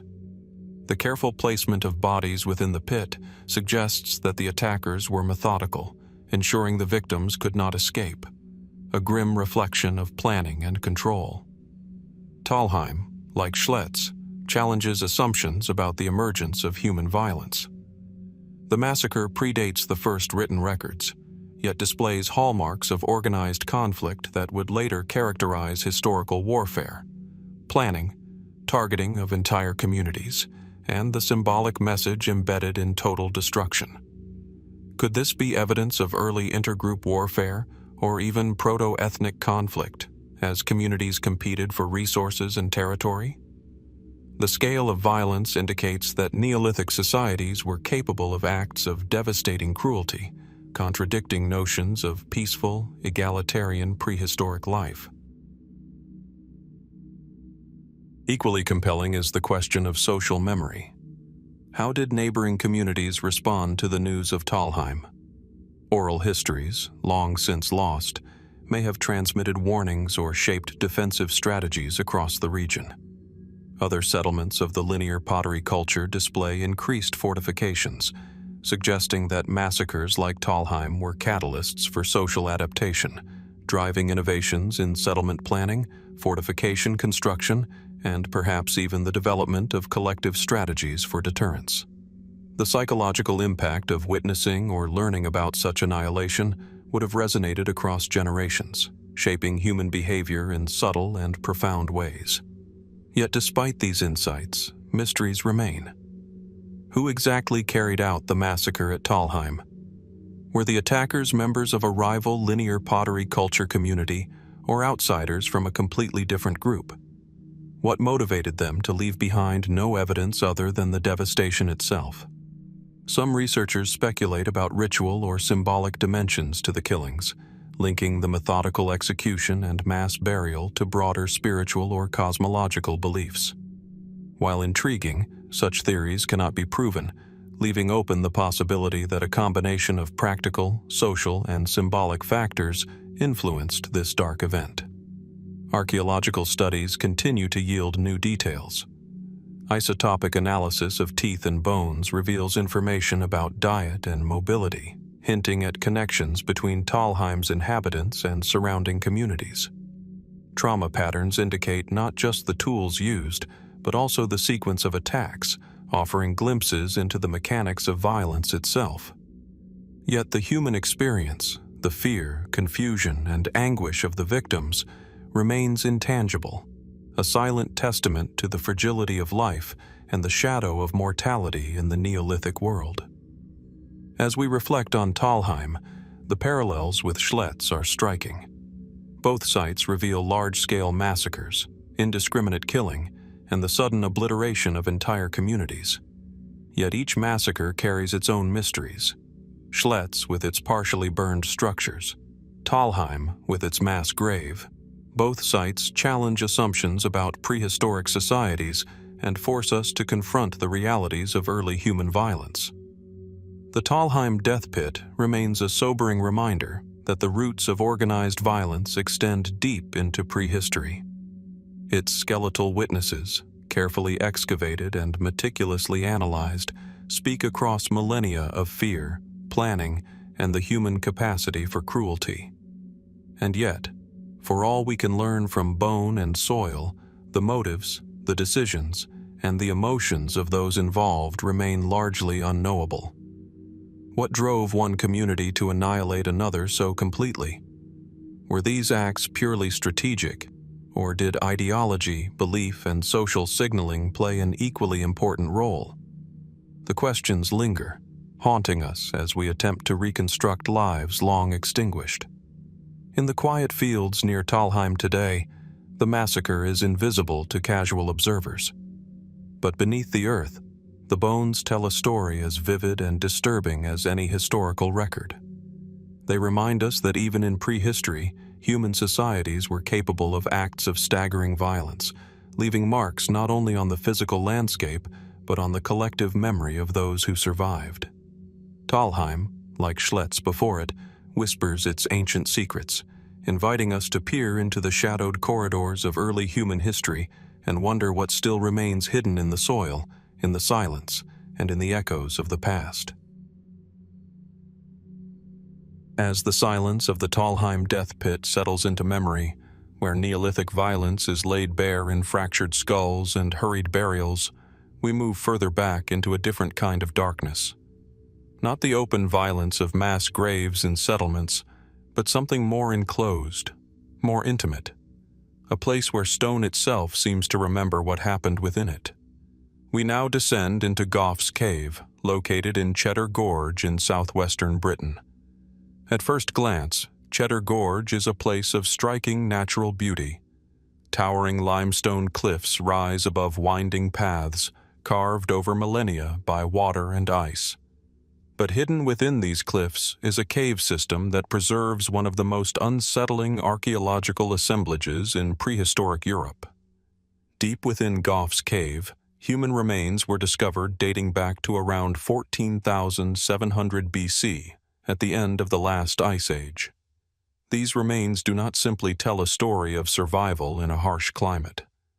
They tell a story that has forced archaeologists to confront an ancient and uncomfortable possibility: that early humans may have engaged in complex forms of post-mortem processing that include cannibalistic behavior. The cave itself is narrow in places, opening into chambers shaped by slow geological time. Stalactites hang like frozen teeth from the ceiling. Water drips steadily into pools that reflect dim light in fractured patterns. It is in this enclosed environment that the remains of at least 3 individuals were found, including adults and a child. But what makes Gough's cave so extraordinary is not just who these people were, but what was done to them after death.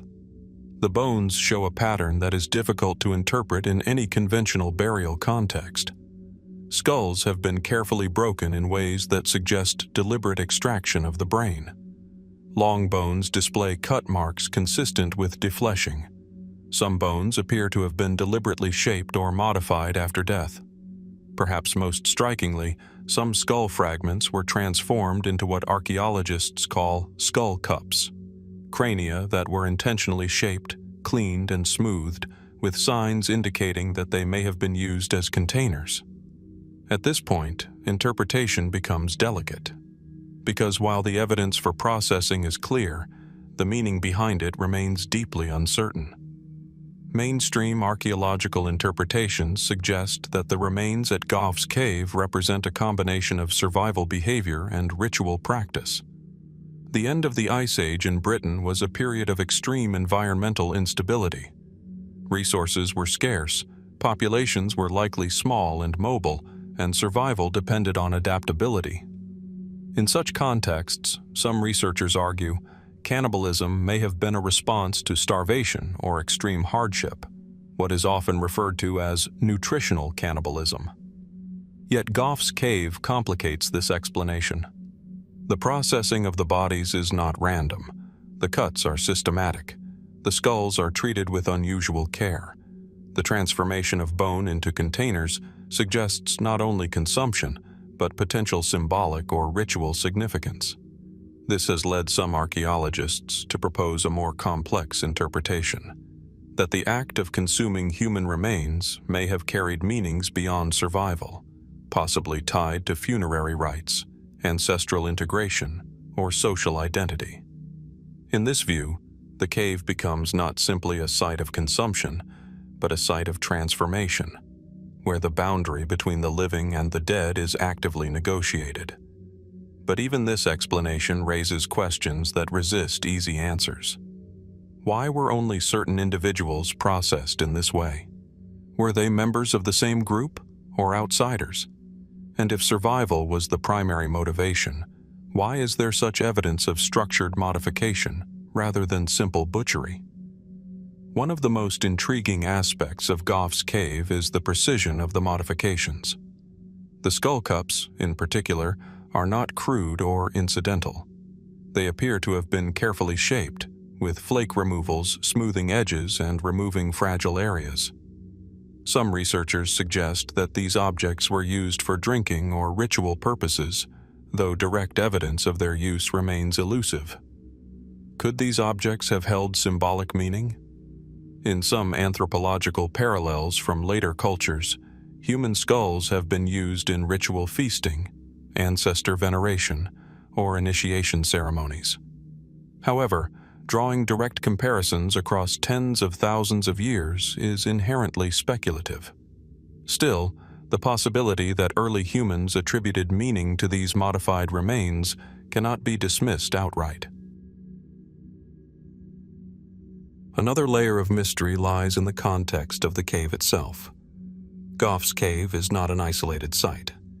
Nearby caves in the Cheddar Gorge system show evidence of human occupation and tool use from similar periods. This suggests that the individuals found within Gough's cave were part of a broader network of late Upper Paleolithic hunter-gatherers. Their world was one of seasonal movement, tracking herds across a rapidly changing landscape as glaciers retreated and ecosystems shifted. In such a world, death was likely a constant presence.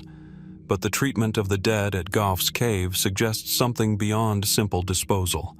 The repeated modification of bones, the careful preparation of skulls, and the selection of specific anatomical elements point toward intentionality that extends beyond necessity alone. Yet necessity cannot be fully ruled out. The late Ice Age was a time of ecological uncertainty. Climate fluctuations could drastically alter food availability within a single generation.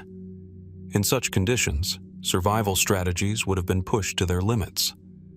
Some researchers argue that cannibalism in prehistoric contexts may have been episodic rather than cultural, a response to crisis rather than a stable practice. Others, however, caution that the structured nature of the modifications at Gough's cave may indicate that the practice held meaning beyond emergency survival.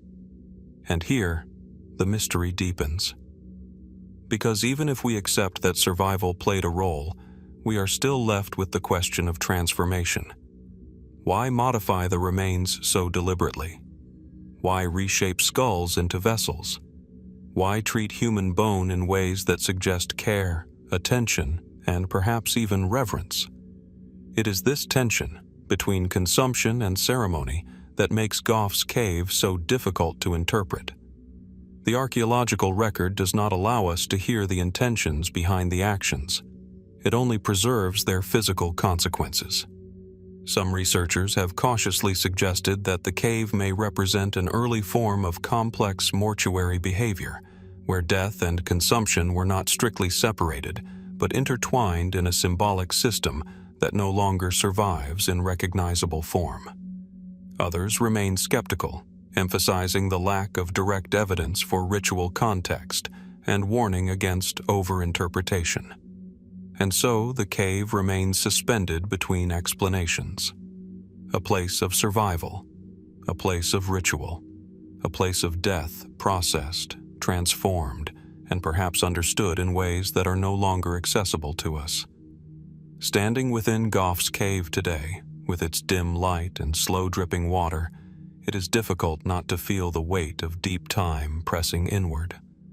The stone walls remain unchanged, but the meanings they once held have been lost. Only the bones remain, silent, modified, and carefully arranged by hands that lived in a world we can barely reconstruct. What kind of belief system, if any, could emerge in such conditions? What did it mean to transform the dead in this way? And how many other caves, still buried or unexplored, might contain similar evidence waiting to challenge what we think we know about the earliest chapters of human behavior? The answers, if they exist at all, remain locked within the stone, waiting, as they have for thousands of years, for a language capable of translating silence into meaning. As we leave behind the shadows of Gough's cave, where the line between survival and ceremony blurs in the careful shaping of human skulls, we turn our gaze across the landscapes of Neolithic Europe. These are lands of dense forests, open plains, and rivers that carve life-sustaining veins through the continent. Yet beneath the fertile soils and rolling hills lies a darker record, a record that challenges our assumptions about early human societies and the nature of violence itself. Neolithic Europe, roughly spanning 6,000 to 2000 BC, is often celebrated for its innovations: permanent settlements, agriculture, monumental architecture, and increasingly complex social structures. But alongside these achievements, archaeologists have uncovered evidence that speaks to something far more troubling: ritualized killings whose purpose remains tantalizingly elusive. These are not the mass graves of famine or epidemic. These are acts that seem deliberate, performed within tightly controlled contexts, and often associated with carefully selected victims. The human body, it appears, was not only a vessel for life, but a canvas for ritual. Consider the excavation of sites such as Talheim in southern Germany and Herxheim in the Rhineland-Palatinate. Here, archaeologists unearthed mass graves dating back to around 5,000 to 4,800 BC. At Talheim, the remains of more than 30 individuals were discovered, many bearing evidence of lethal blows to the head. At Herxheim, dozens of skulls and long bones show systematic dismemberment, signs of defleshing, and even traces that suggest deliberate breaking to access marrow. Some of these remains indicate age and sex selection. Children and adults, males and females, sometimes interred together, sometimes separately. The pattern is unsettlingly deliberate, as if each body had been chosen for a reason we can no longer discern. The cave sites, open-air pits, and fortified settlements where these remains are found offer only partial clues. In some instances, skeletal injuries are consistent with weapons used in close combat, flint axes, stone adzes, and clubs. But in other cases, there is no clear sign of defensive wounds. Were the victims captured in raids? Were they punished for transgressions? Or were these killings part of an entirely symbolic practice, meant to communicate with forces beyond human comprehension? The evidence tantalizes without resolving. At Herxheim, for example, some researchers have proposed that the site functioned as a ritual center where human remains were manipulated according to ceremonial prescriptions. The disarticulation of bodies, careful treatment of bones, and possible deposition of skull fragments suggest practices that transcend mere practicality. Yet the nature of these rituals remains speculative. Were they intended to honor ancestors, to appease deities, to demonstrate power, or to bind a community together through shared acts of terror? Each hypothesis is compelling, yet none can be confirmed. Mainstream archaeology offers several plausible explanations, grounded in social, environmental, and economic pressures of the time. Neolithic communities were transitioning from small, mobile bands to more permanent settlements. Territorial disputes over arable land, water resources, or trade routes could have escalated into lethal confrontations. In societies without centralized authority, ritualized killing may have served as a mechanism for reinforcing social hierarchies or warning potential rivals. But even within these frameworks, the systematic and selective nature of the violence at sites like Herxheim remains striking. The killings were not random. They were deliberate. They were repeated over generations. Beyond practical considerations, some researchers explore more symbolic or spiritual dimensions. Anthropologists have noted that in various cultures across the world, human sacrifice often serves as a mediator between the mundane and the sacred, a tangible offering meant to secure favor, fertility, or protection. Could the Neolithic killings reflect a similarly sophisticated belief system? The selection of specific individuals, sometimes children, sometimes fully grown adults, might indicate ritual significance. Skulls, long bones, and other body parts appear to have been treated in ways that suggest respect, veneration, or an intention to channel spiritual power. The physical evidence points to calculation, not chaos. Yet the counter-arguments are equally compelling. Some scholars caution against over-interpreting the archaeological record. Without written records, motives remain speculative.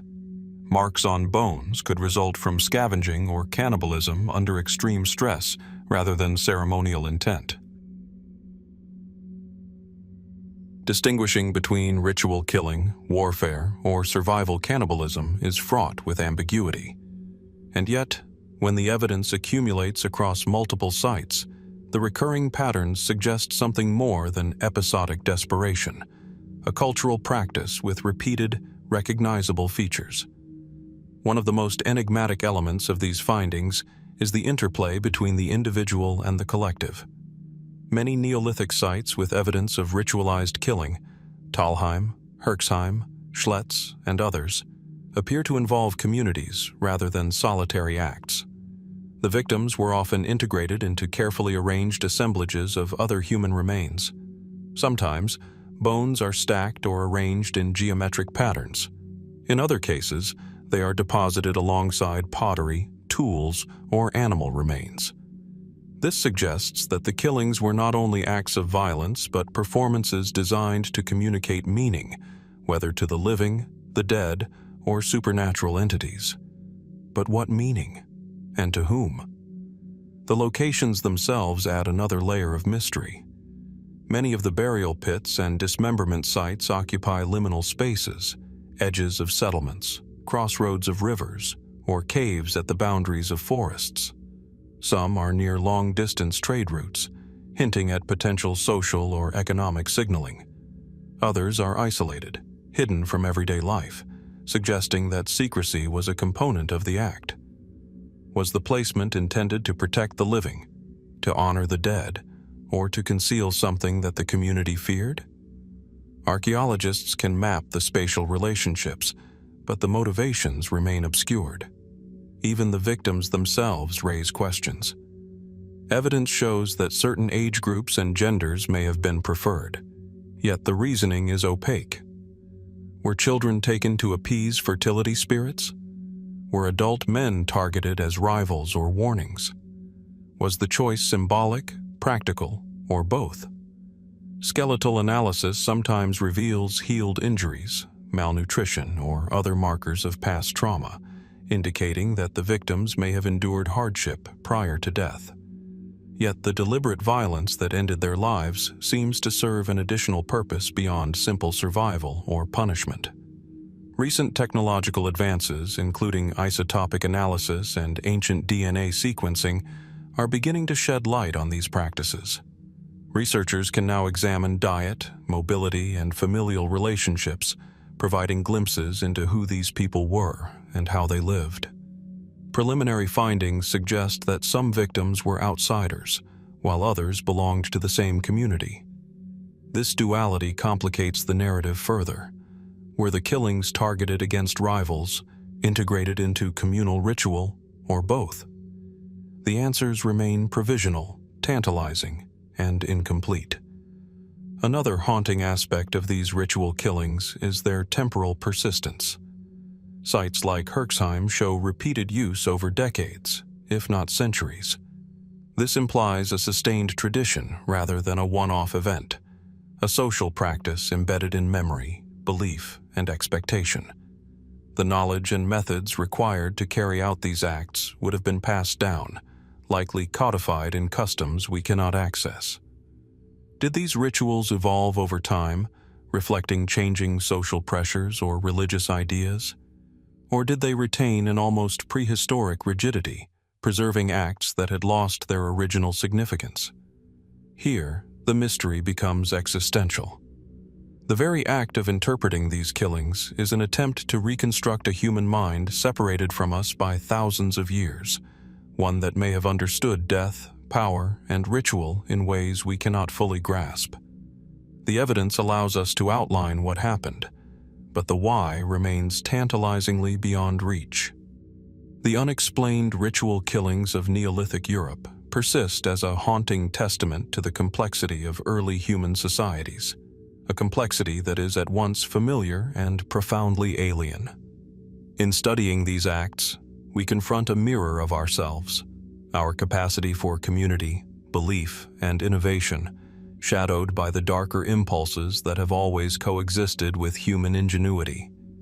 And in the silent depths of the mass graves, dismembered bones, and skull fragments, we are reminded that history is not only written in triumph and construction, but also in acts of fear, devotion, and ritual that defy simple explanation.